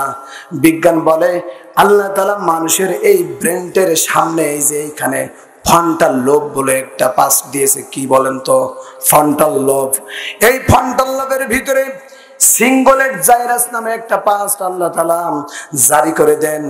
বিজ্ঞান বলে, যখন একটা সন্তানের বয়স 7 বছর হয়, তখন আল্লাহ রাব্বুল আলামিন বান্দার সিঙ্গুলেট জাইরাসটা চালু করে দেয়। জোরে কোন সুবহানাল্লাহ। এই সিঙ্গুলেট জাইরাসের কাজ হলো ভালো মন্দ নির্ণয় করা, ভালো মন্দ বোঝা। আমি হাদিসটা পড়ে সাথে সাথে চিন্তা করে দেখলাম, সিঙ্গুলেট জাইরাস দিয়ে আল্লাহ তাআলা যখন বান্দার ভালো মন্দ বোঝার ক্ষমতা দিল, আমার রাসূল বলল মুরু আওলাদাকুম বিসসালাহ, তখন তোমরা সন্তানকে নামাজের কথা বলো। তার মানে আল্লাহর বান্দা, তুমি যেদিন থেকে ভালো মন্দ বুঝবা সেদিন থেকে মহান রবের কুদরতি পায়ের উপরে সিজদা দেবা। সুবহানাল্লাহ। আমার ভাইরা, আমার বন্ধুগণ, এই সিজদা দিলের ভিতরে আবার নামাজের ভিতরে এত কল্যাণ রয়েছে। আর একটা কল্যাণের কথা আমি বলি, আল্লাহ রাব্বুল আলামিন মানুষের ব্রেনের ভিতরে 10,000 কোটি নিউরন দিয়েছেন। এই 10,000 কোটি নিউরন যদি এট আ টাইম সচল থাকে, কর্মঠ হয়ে যায়, অ্যাক্টিভ হয়ে যায়, একটা মানুষ মানসিকভাবে সুস্থ থাকে।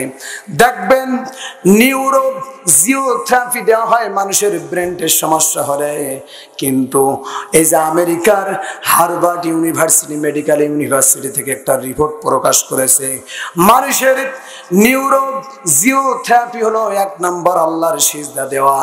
ওই বিজ্ঞান বলেছে, যখন কোন আল্লাহর গোলাম 10 সেকেন্ড সিজদায় পড়ে যায়, তখন আরশের মালিক মহান রব্বুল আলামিন বান্দার 10,000 কোটি নিউরনকে এট আ টাইম সচল করে অ্যাক্টিভ করে দেন। যারে গান সুবহানাল্লাহ। তার মানে বোঝা গেল, মানসিক প্রশান্তি, মাথার প্রশান্তি পেতে হলে নামাজের দরকার আছে না নাই? আমার বন্ধুগণ, আখিরাতে জান্নাত পাওয়ার জন্য, আল্লাহকে খুশি করার জন্য নামাজের দরকার আছে না নাই? আমি আজকে দেখতে চাই, 2টা হাত ওটাই বলেন, জীবন যাবে কোনদিন 5 ওয়াক্ত নামাজ ছাড়বো না। কারা কারা 2টা হাত ওঠান? আল্লাহ তুমি হাতকে কবুল করে নাও। জোরে বলি আমিন। আরো জোরে বলি আল্লাহুম্মা আমিন। হাত নামান, আল্লাহ পাক আমাদের হাতকে কবুল করুন। আরো জোরে বলি আল্লাহুম্মা আমিন। আমার তো মনে হয় শুধু নামাজ 5 ওয়াক্ত না, মাঝে মাঝে 6 ওয়াক্ত পড়া দরকার।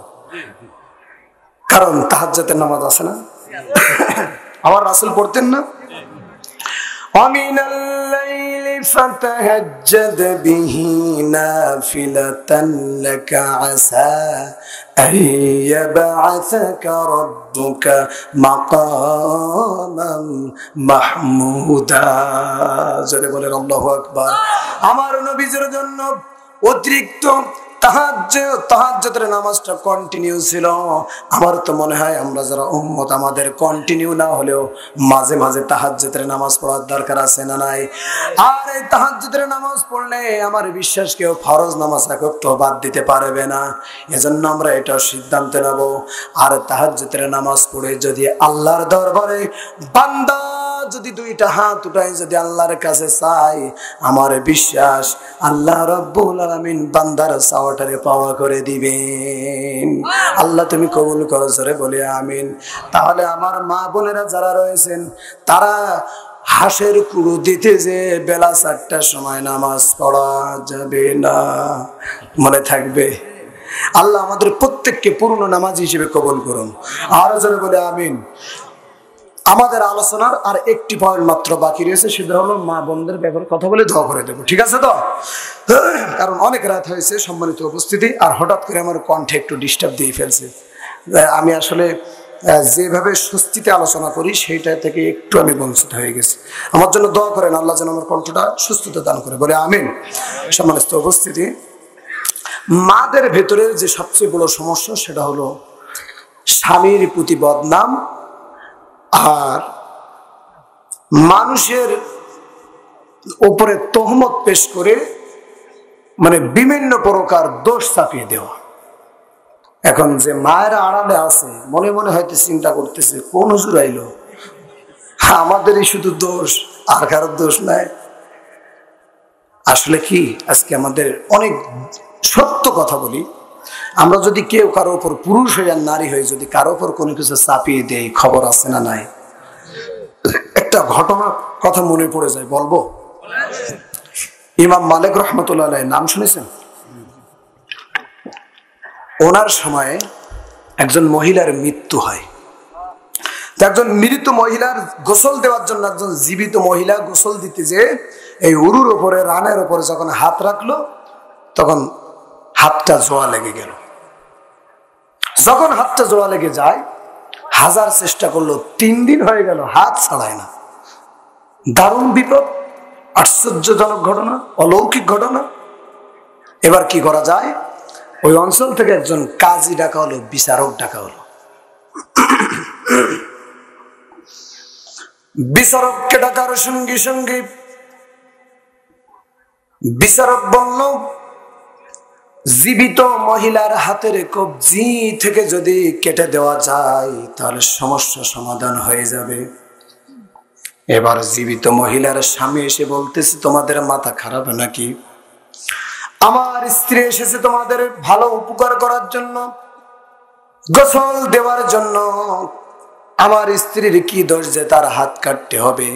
আমার স্ত্রীর হাত আমি কাটতে দেব না। কেমন করে তোমরা আমার স্ত্রীর হাত ফেরাই দেবা সেটা তোমাদের ব্যাপার, আমি বুঝতে চাই না। তাহলে সমস্যার কি কোনো সমাধান হলো নাকি? এবার করলেন কি, ডিস্ট্রিক্ট পর্যায় থেকে আরেকজন কাজী দেখা হলো। বিচারককে ডাকার পরে এবার বলা হলো, ওই বিচারক বলতেছে, শোনো, জীবিত মহিলার হাত কাটার দরকার নাই, যেহেতু মহিলা মৃত বরণ করেছে, দুনিয়া থেকে চলে যাবে, তার ওই রানের যে গোস্ত বা স্কিন রয়েছে সেখান থেকে কেটে দাও, তাহলে সমাধান হয়ে যাবে। মৃত মহিলার স্বামী এসে বলতেছে, আমার স্ত্রী যেন তেন কোনো স্ত্রী ছিল না। কোনোদিন আমি তার স্বামী আমাকে একটি কথা দিয়েও কষ্ট দেয় নাই। কোনোদিন পরপুরুষের সামনে মহরম ব্যক্তির বাহিরে কোনোদিন যায় নাই। কোনোদিন তার কণ্ঠের পর্দার খেলাফ হয় নাই।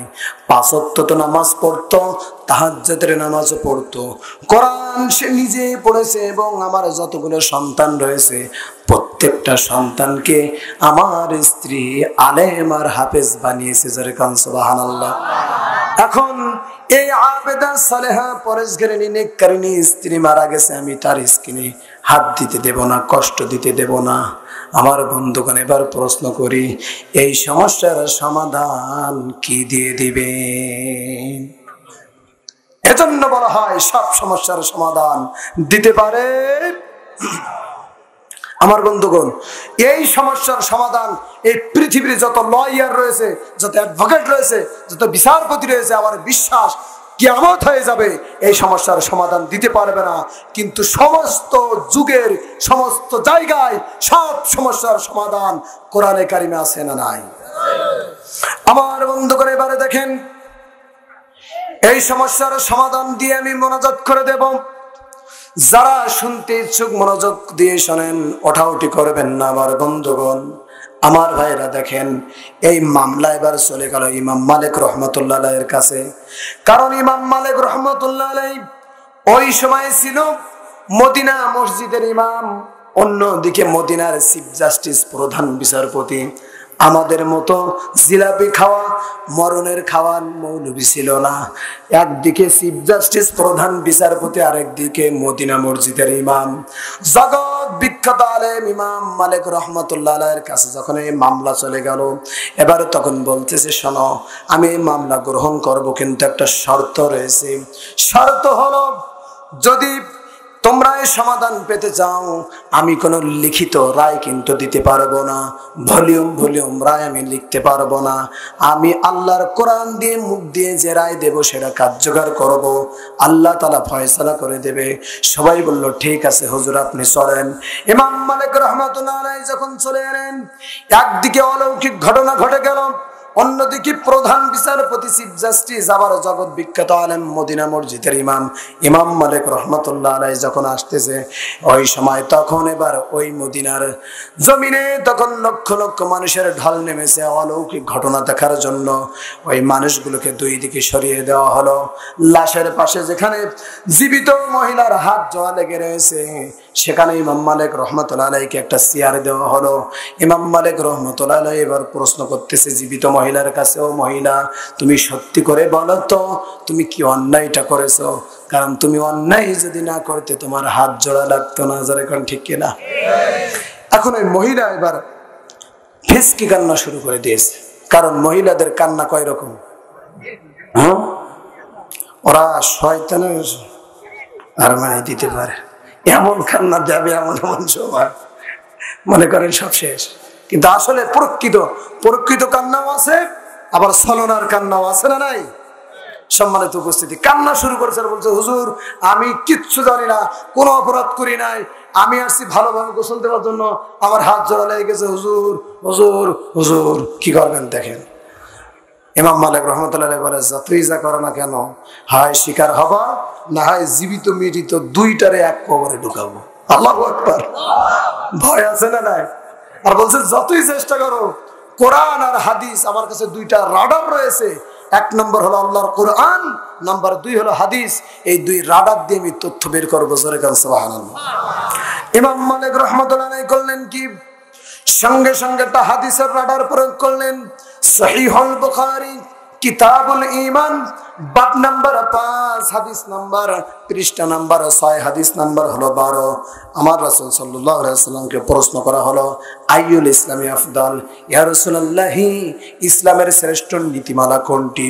আমার নবীজি বলে, মান সালিমাল মুসলিমুন মিন লিসানিহি ওয়া ইয়াদিহি, যদি কোন মুসলমানের জবান আর হাত দিয়ে যদি বিশ্বের সমস্ত মুসলমান যদি নিরাপদে থাকে, এটা হলো সবচেয়ে বড় নীতিমালা। ও মহিলা, আমার বিশ্বাস তুমি হয় হাত দিয়ে না হয় জবান দিয়ে অন্যায় করেছো, নাইলে তোমার হাত জোড়া লাগতো না।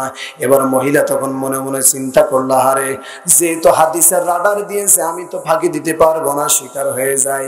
এবার তখন ওই মহিলা বলতেছেন, হুজুর আমি এই মহিলাকে যখন গোসল দেই তখন আমি মনে মনে চিন্তা করতেছিলাম, ও মহিলা তুমি যতই নামাজ পড়ছো কেন, যতই পর্দা করো না কেন, তুমি তো জেনাকারিনী মহিলা।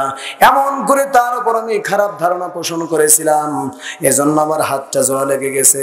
কিন্তু আসলে মহিলা ছিল আল্লাহর প্রিয় বান্দি, তার উপরে যখন তহমত করলো, শাস্তি স্বরূপ হাতটা জোড়া লেগে গেল। এবার ইমাম মালিক রহমতুল্লাহ আলাইহি বলল, ঠিক আছে, যেহেতু আমি আসল তথ্য পেয়েছি, আর লাগবে না, এবার কোরআন দিয়ে বিচার করব, ফয়সালা দিবেন কে? এবার মহিলাকে বলা হলো, মহিলা তুমি যে জেনাকারিনী বললে, এবার তুমি 4 জন সাক্ষী আনো, কারণ আল্লাহ রাব্বুল আলামিন বলেন, ওয়াল্লাযীনা ইয়ারমুনাল মুহসানাতি সুম্মা লাম ইয়াতু বিআরবাআতি শুহাদা।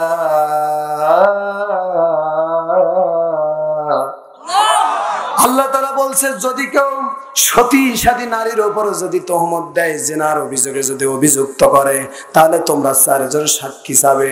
4 জন সাক্ষী যদি না দিতে পারে, তাহলে তোমরা কি করবে? ফাজিলিদুহুম সামানিনা জালদা, তাহলে তাকে তোমরা 80টা বেতের বাড়ি দিবেন।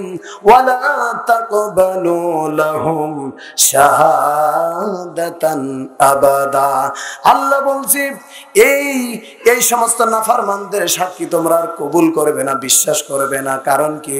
ওয়া উলাইকা হুমুল ফাসিকুন, এরা হলো ফাসিক, নাফরমান। জোরে কান নাউযুবিল্লাহ। আমার ভাইরা, আল্লাহ তাআলার এই বিধান অনুযায়ী, ও মহিলা তুমি এবার তোমার সাক্ষী আনো। মহিলা তখন বলল, আমি সাক্ষী পাবো কোথায়? তখন সাক্ষী আর আনতে পারলো না।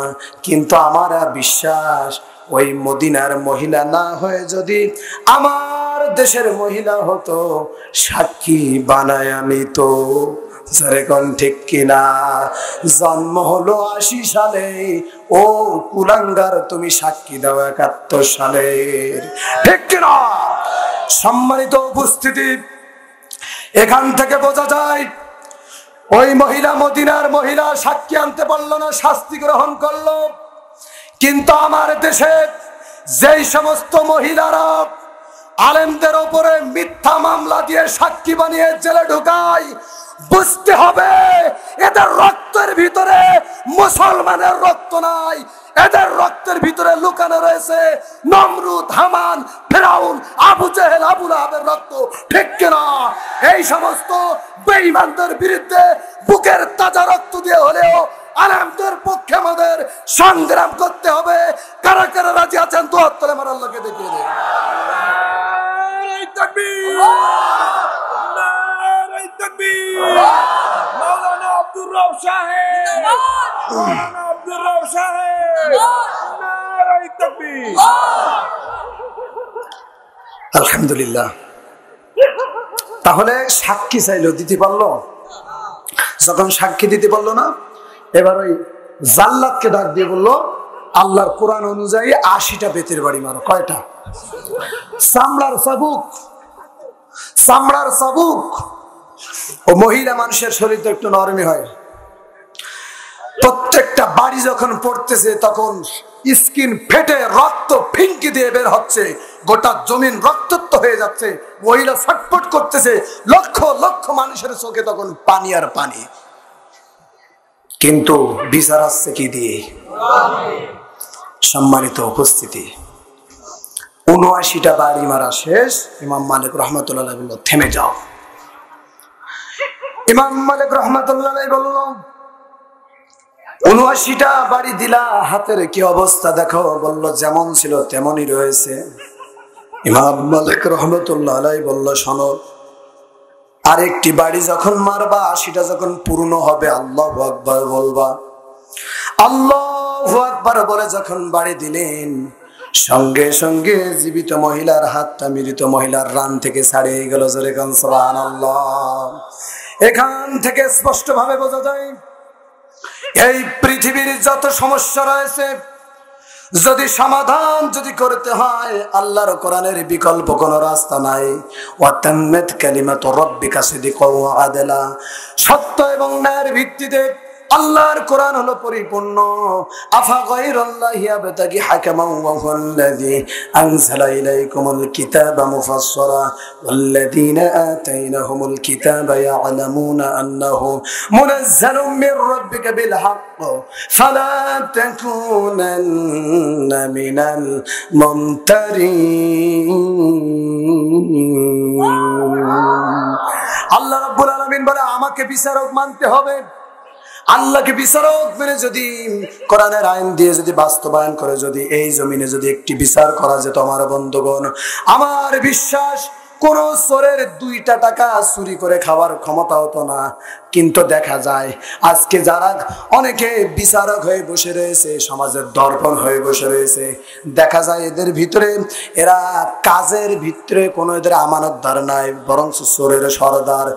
এত বড় ভুড়ি যদি চেরা যায়, দেখা যায় ভুড়ির ভিতরে রয়েছে বালি, ভুড়ির ভিতরে রয়েছে হলো ইট, ভুড়ির ভিতরে রয়েছে কালবাট। খাইতে খাইতে এত বড় মোষ আর ভুড়ি করেছে, দরজা খোলার সময় আর হাত দিয়ে গোতা দেওয়া লাগে না, দাঁড়াইলে ভুড়ির ঠেলায় এমনি দরজা খুলে যায়। ঠিক কিনা? কি খারাপ কথা বলছি নাকি? ওর পেট চিরে দেখেন, ও চোর চুরি করে খাইতে খাইতে ওর ভিতরে শেষ। সম্মানিত উপস্থিতি, আমার প্রিয় ভাইরা, আমরা দোয়ার দিকে যাব। তো আমরা বলতেছিলাম, আমার মায়েরা, আমরা কারোর উপর তহমত দেব আর আমরা মনে হয় দিতে পারবো নাকি? আল্লামা সাঈদীর উপরে যারা তহমত দিয়ে 13 বছর তারাবত জুলুম করে, নির্যাতন করে, জেলখানার ভিতরে রেখে, আমাদের কাছে ফেরত না দিয়ে কোরআনের পাখিকে যারা কবরস্থ করে দিয়েছে, বিশ্বাস করেন এই তহমতকারীদের শাস্তি একদিন এই জমিনে হবে। কারণ এই পৃথিবীর সত্যের ক্ষমতা যে সব সময় একদিকে বয়, এটা এমনটা নয়। মেঘ কিন্তু সব সময় উত্তর গগনে থাকে না, কোন এক সময় কিন্তু ঘুরে ফিরে দক্ষিণ গগনে যায়। যখন ঠিক কিনা? মনে করবেন এই পৃথিবীর সত্যের ক্ষমতা সব সময় যে ফেরাউনের পক্ষে অবস্থান করবে, বিষয়টা কিন্তু এমন নয়। কোন এক সময় ঘুরে ফিরে কিন্তু মুসার পক্ষে যায়। যখন ঠিক কিনা? এই পৃথিবীর সত্যের ক্ষমতা যেদিন ঘুরে ফিরে মুসার পক্ষে যায়, সেদিন কিন্তু ফেরাউনকে নীল নদে ডুবে ডুবানি খেয়ে মোরা ছাড়া দ্বিতীয় কোনো রাস্তা খোলা থাকে না। ঠিক কিনা? বুঝতে হবে পৃথিবীর সত্যের ক্ষমতা যে সবসময় নমরুদের পক্ষে অবস্থান করবে, বিষয়টা কিন্তু এমন নয়। কোন এক সময় ঘুরে ফিরে কিন্তু জাতির পিতা ইব্রাহিম আলাইহিস সালামের পক্ষে যায়। যেরকম ঠিক কিনা? বুঝতে হবে পৃথিবীর ক্ষমতা যেদিন ঘুরে ফিরে ইব্রাহিমের পক্ষে যায়, সেদিন কিন্তু নমরুদকে জুতার পিটানি খাওয়া ছাড়া দ্বিতীয় কোনো রাস্তা থাকে না। ঠিক কিনা? বুঝতে হবে এই পৃথিবীর শক্তি আর ক্ষমতা যে সব সময় আবু জাহেলের পক্ষে অবস্থান করবে বিষয়টা এমন নয়। কোন এক সময় কিন্তু ঘুরে ফিরে আমার রাসূলের পক্ষে যায়। জোরে কোন ঠিক কিনা? বুঝতে হবে আমার রাসূলের পক্ষে যেদিন ক্ষমতা যায় সেদিন কিন্তু আবু জাহেলকে বদর নামক প্রান্তরে শীত হয়ে পড়া ছাড়া দ্বিতীয় কোন রাস্তা খোলা থাকে না। জোরে কোন ঠিক কিনা? বুঝতে হবে পৃথিবীতে যে যত বড় ক্ষমতা নিয়ে জুলুম করুক না কেন, কোন জালেমকে আল্লাহ রাব্বুল আলামিন মাথা উঁচু করে থাকতে দেয় নাই, ঠিক কিনা? পৃথিবীর সমস্ত জালেমকে আল্লাহ রাব্বুল আলামিন মাটির সঙ্গে দাফন করে দিয়েছে। যখন ঠিক কিনা? অতএব কোরআনে কারীম হাতে নিয়ে বলতে চাই, আজকে তোমরা যারা জুলুম করতে চাও আলেমদের উপরে, মুসলমানদের উপরে, জুলুম বন্ধ করো। নাসেদ যেদিন ঘুরে ফিরে এই শক্তি আর ক্ষমতা আলেমদের পক্ষে যাবে, মাজলুমের পক্ষে যাবে, সেদিন তোমরা যদি হাজারো পালানোর চেষ্টা করো, ঠ্যাং ধরে টেনে ইঁদুরের গর্ত থেকে হলেও বের করে জুতা পিটা করে দুনিয়া থেকে বিদায় করাবে, ঠিক কিনা? যদি এই বাতিল শক্তির বিরুদ্ধে আল্লাহর জমিনে আল্লাহর কোরআনের রাজ কায়েম করার জন্য যদি মুসলমানের বুকের সমস্ত রক্ত যদি দিতে হয়, তবু কোন মুসলমান রাজি আছেন? আমার আল্লাহকে দেখিয়ে দেন।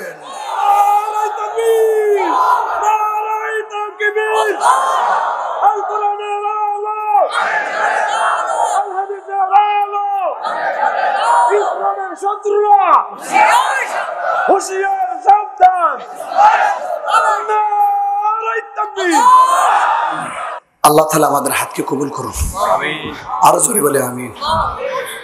সম্মানিত উপস্থিতি, আমরা এবার দোয়ার দিকে যাব। আল্লাহ যেন আমাদের আজকের এই মাহফিলটা কবুল করে। সবাই বসেন, দোয়া করবো। আমরা আজকের আয়াত থেকে আমরা এই শিক্ষা নিলাম, ঈমান বিক্রি করা যাবে না, মুনাফিকি করা যাবে না, আমরা টিকে থাকবো জীবন দিয়ে হলেও। আল্লাহ কবুল করে নাও, আরো জোরে বলি আল্লাহুম্মা আমিন। আমাদের জীবনের গুনাহ আছে না নাই? অনেকের বাবা মারা গেছে কিনা, মা মারা গেছে কিনা, সন্তান মারা গেছে কিনা? আজকে আল্লামা সাইদির জন্য দোয়া হবে ইনশাআল্লাহ। আল্লাহুম্মা আমিন।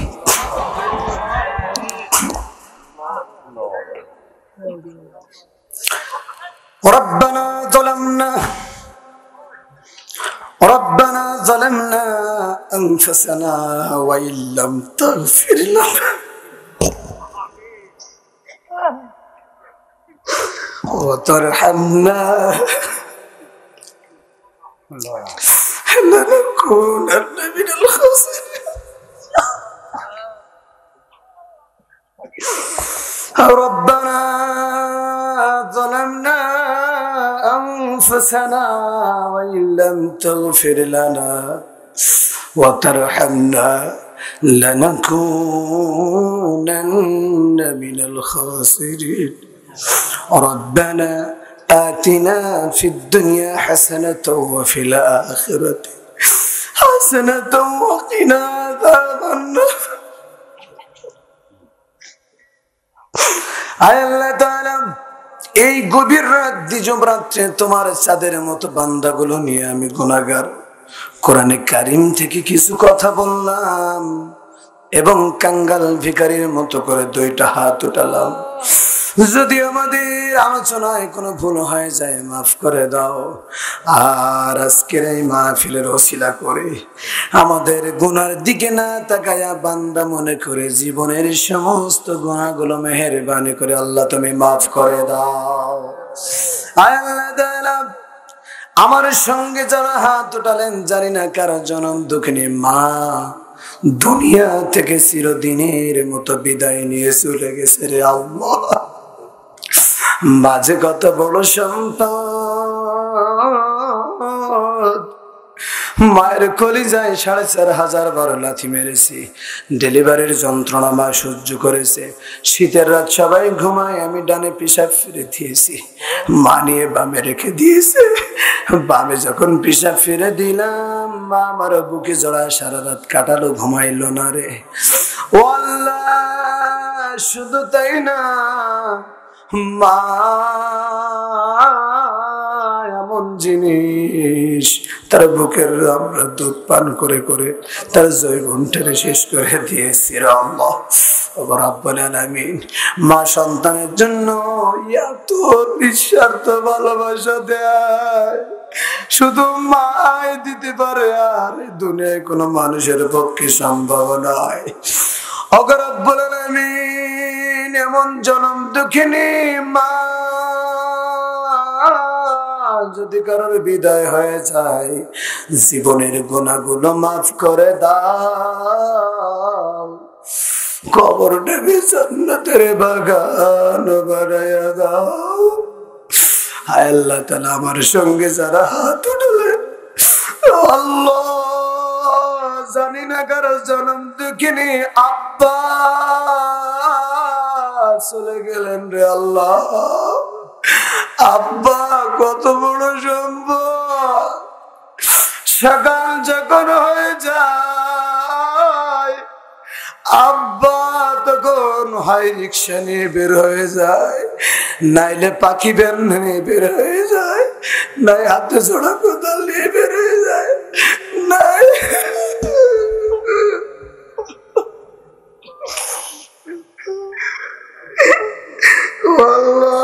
বাবা কোনদিন নিজের দিকে তাকায় না,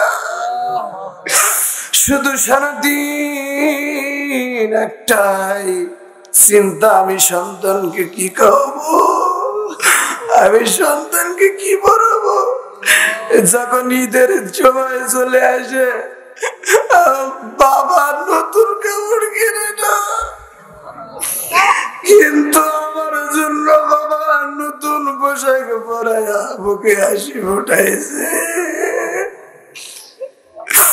আল্লাহ, এমন জনম দুঃখিনী আব্বা যদি কারো বিদায় হয়ে যায়, জীবনের গুনাহগুলো মাফ করে দাও, কবরটাকে জান্নাতের নূর দিয়ে মনোহর বানায়া দাও। রব্বুল আলামিন, আমাদের মধ্যখানে যাদের বাবা মা বেঁচে আছে, তুমি তাদের নেক হায়াতে বাড়াইয়া দাও, তুমি তাদের সুস্থ রাখো, দীর্ঘজীবী করো, ইমানের উপরে ইস্তেকামত থাকার তৌফিক তুমি মেহেরবানি করে আল্লাহ দিয়ে দাও। ও আল্লাহ, পিতা মাতাকে যেন আমরা খেদমত করতে পারি, ইহসান করতে পারি, এমন তৌফিক রিজিক আমাদের দিয়ে দাও। এমন সুন্দর দোয়া তুমি পিতা মাতার জন্য শিখাই দিয়েছো রব্বুল আলামিন, এমন সুন্দর দোয়া তুমি আর কারো জন্য দাও নাই। আমার সঙ্গে সময় ঠোঁটে ঠোঁট মিলা পড়ুন, রব্বির হামহুমা কামা রাব্বায়ানি সগীরা, রব্বির হামহুমা কামা রাব্বায়ানি সগীরা। হায় আল্লাহ তাআলা, আজকের মাহফিলের আয়োজন যারা করলেন, শোনার জন্য যারা আসলেন, কাল কঠিন কিয়ামতের ময়দানে এই মাহফিলের ওসিলায় আমাদের তুমি নাজাতের মাধ্যম করে দিও রে আল্লাহ। ও আল্লাহ, যুবকদের কবুল করে নাও, মুরব্বীদের কবুল করে নাও, আমার মা বোনদেরকে কবুল করে নাও, এই অঞ্চলটা তুমি ইসলামের দুর্গ হিসেবে কবুল করে নাও। রব্বুল আলামিন, আল্লাহ বাবা আদম হতে আজ পর্যন্ত যত মুমিন মুমিনা নর নারী দুনিয়া থেকে বিদায় হয়ে গেলেন রে মালিক, তোমার গোলাম তো তারা, জীবনের গুনাহগুলো মাফ করে দাও, কবরের আযাব মাফ করে দাও, কবরের আযাব মাফ করে দিয়ে তাদের কবরটা জান্নাতের বাগান বানায় দাও। আমার সঙ্গে এমন ভাই হাত উঠাতে পারে যে ওই ভাইয়ের বাবার কবরে দাও দাও করে এমনও ভাই হাত উঠাতে পারে রব্বুল আলামিন যে জনম দুঃখিনী মায়ের কবরে দাও দাও করে আগুন জ্বলে। ও আল্লাহ, ঈমান যদি এক জাররাও থাকে তুমি মাফ করে দাও, তুমি প্রত্যেক মুমিন নর নারীকে মাফ করে তুমি কবরটাকে জান্নাতের বাগান বানায়া দাও। ওগো রব্বুল আলামিন, আমার শুধু দেশের সম্পদ নয়, গোটা বিশ্বের জন্য বাংলার একটি সম্পদ ছিল কোরআনের পাখি আল্লামা দেলোয়ার হোসেন সাইদি রাহিমাহুল্লাহ। ও আল্লাহ, আমরা আল্লামাকে হারাইয়াছি, আল্লামাকে হারিয়েছি। আমরা কি জবাব দেব তোমার দরবারে? তোমার যে পাখি তোমার কালামের কথা বলেছে, হাজার হাজার ইহুদি খ্রিস্টান তার হাতে হাত রেখে মুসলমান হয়েছে, ওই কোরআনের পাখির উপর জুলুম করেছে, আমরা প্রতিবাদ করতে পারি নাই। আমরা তোমার কাছে কি জবাব দেব? ও আল্লাহ, আমাদের হাতে যেটা নাই তোমার কাছে আমরা ফরিয়াদ করি। যারা জুলুম করেছে তার উপরে তুমি আল্লাহ তাদেরকে দেখে নিও, আমরা একটু দেখতে চাই তোমার বিচার, তুমি বিচার করে দিও আল্লাহ। আমার বিশ্ববিদ্যালয়ের বড় ভাই মুফতি আমির হামজা, তার সাথে কথা বললাম, তার শরীর বড় খারাপ, 3টা বছর তার জীবন থেকে নষ্ট হয়ে গেছে, তার শরীরটা ভেজে তছনছ হয়ে গেছে। তুমি তাকে শাফায়ে কামেলা আজলা দান করো, কোরআনের ময়দানে কবর আর মঞ্জুর করে নাও। ও আল্লাহ, যত আলেম ওলামা দুনিয়া থেকে বিদায় হয়েছে সবাইকে মাফ করে কবরটাকে জান্নাতের বাগান বানায় দাও। ও আল্লাহ, আল্লামা দেলোয়ার হোসেন সাইদির কবরটা জান্নাতুল ফিরদাউসের নূর দিয়ে তুমি মেহেরবানি করে মুনওয়ার করে দিও আল্লাহ। আমরা বড় আশা রাখি, আমাদের আল্লামা শহীদ হয়ে চলে গেছে তোমার জান্নাতে, তুমি কবুল করে নিও আল্লাহ। ও আল্লাহ, আমার আরেকজন হুজুরের কথা দারুণ মনে পড়ে গেল, একেবারে আমার বাড়ির পাশে বাড়ি। আমি যখন বাইরে থাকতাম, বিশ্ববিদ্যালয়ে যখন থাকতাম, বিভিন্ন জায়গায় কোরআনের দাওয়াত নিয়ে যখন থাকতাম, মালিক গো, তখন আমার কাছে ফোনের উপর ফোন দিত, আব্দুর রব তুমি কোথায় আছো, কেমন আছো? ও আল্লাহ, আমি যখন বাড়িতে যেতাম আমার ফোনের উপর ফোন দিত, কই তুমি আসো। কিন্তু কিছুদিন আগে তোমার এটাকে সাড়া দিয়ে তোমার বান্দা চলে গেছে মাওলানা আব্দুর রউফ রাহিমাহুল্লাহ। আল্লাহ, তোমার কাছে ভিক্ষা চাই, আমার হুজুরের কবর তুমি জান্নাতের বাগান বানাও। ওগো আল্লাহ, এই অঞ্চলে যত মুরব্বী চলে গেছে, যত মানুষ চলে গেছে, প্রত্যেকের জীবনের গুনাহ মাফ করে আল্লাহ তুমি কবরটা জান্নাতের বাগান বানায়া দাও। হায় আল্লাহ তাআলা, আমাদের মনে যার যে আশা আকাঙ্ক্ষা নেক উদ্দেশ্য কবুল করে নাও।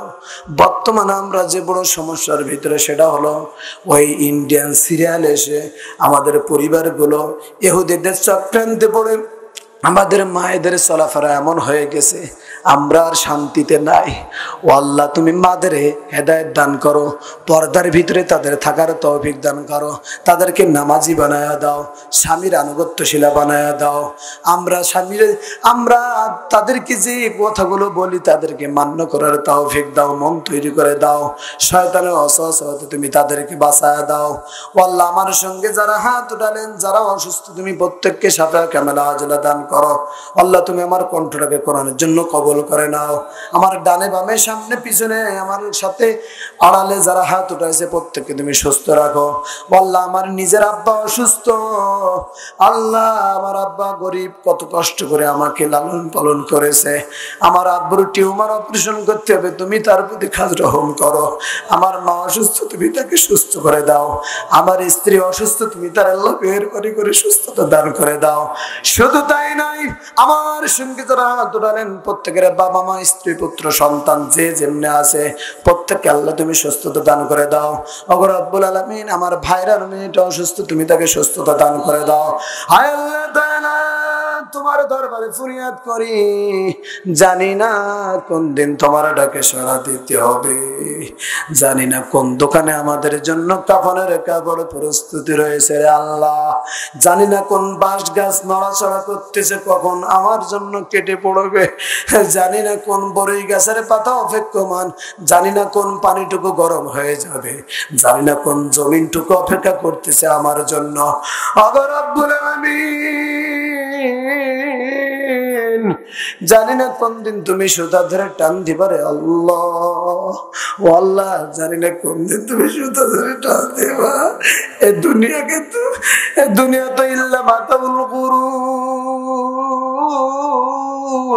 এই দুনিয়া তো কোনো কিছুই না রে আল্লাহ, এই দুনিয়া কিছুই না, দুনিয়া কিছুই না। ওয়ালাল আখিরাতু খায়রুল লাকা মিনাল উলা। এই দুনিয়া তো পার্মানেন্ট জায়গা না, আখিরাত তো পার্মানেন্ট জায়গা। এই দুনিয়ার জীবন আমরা আখিরাত মুখী যেন চালাতে পারি তৌফিক দান করে দাও। প্রত্যেকের পরিবারে শান্তি দাও, ব্যবসায় বারাকা দাও, রিজিকে বারাকা দাও, সমস্ত মুসিবত হতে মুক্ত দান করে দাও, স্বামী স্ত্রীর ভিতরে মোহাব্বত দান করে দাও, সন্তানদেরকে কোরআনের শিক্ষা দেওয়ার তৌফিক দান করে দাও। সন্তানদেরকে যেন পিতা মাতা এই বর্তমান সময়ের যে স্কুলগুলো রয়েছে এই স্কুলে যেন আর ভর্তি না করায় এই হিদায়াত দিয়ে দাও। কোরআনের জন্য মাদ্রাসায় ভর্তি করানোর মতো মন তৈরি করে দাও। স্কুলগুলোতে সন্তানেরা নষ্ট হয়ে যাচ্ছে, বেঈমান হয়ে যাচ্ছে, এই স্কুলে আমরা আর পড়াতে চাই না। স্কুলগুলোরে হায় আল্লাহ তুমি কোরআনের দিয়ে চালাও, না হয় ধ্বংস করে দাও। স্কুলে ট্রান্সজেন্ডারের শিক্ষা দেওয়া হয়, এই স্কুলে মুশরিক বানানো হয়, স্কুলগুলোর প্রতি হয় যদি তারা কোরআন দিয়ে চালায় তুমি কবুল করো, না হয় তুমি ধ্বংস করে মাদ্রাসাগুলোকে কবুল করে নাও। আয় আল্লাহ তাআলা আমাদের জীবনে কত চাওয়া, রাত অনেক গভীর, আমরা এখন হাত নামাবো। কত কথা রয়েছে বলতে পারলাম না, কিন্তু বলা না বলা মনের সকল চাওয়াকে আল্লাহ তুমি পাওয়া করে নাও। এই কমিটি ভাইদের তুমি মাফ করে দাও, এই মাদ্রাসা এই যে মাহফিল আয়োজন করেছে ভাইদেরকে তুমি কবুল করে দাও, ভাইদেরকে মাফ করে দাও, আমার শ্রোতাদেরকে তুমি আল্লাহ মাফ করে দাও।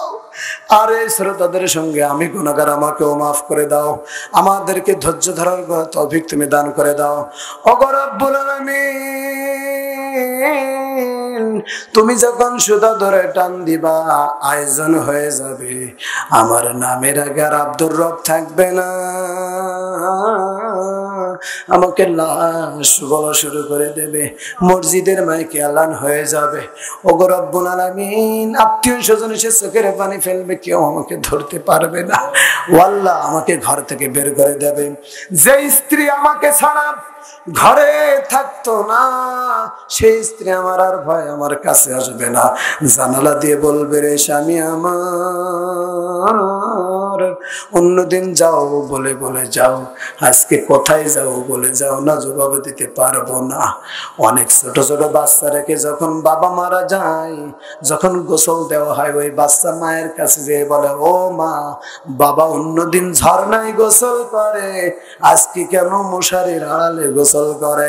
এই কথা সন্তানের মুখে শোনার পরে স্বামীর স্মৃতিগুলো যখন স্ত্রীর মনে জাগ্রত হয়ে যায়, তখন কোনো স্ত্রী নিজেকে আর ধরে রাখতে পারে না, নিজে শেষলেস হয়ে পড়ে যায়।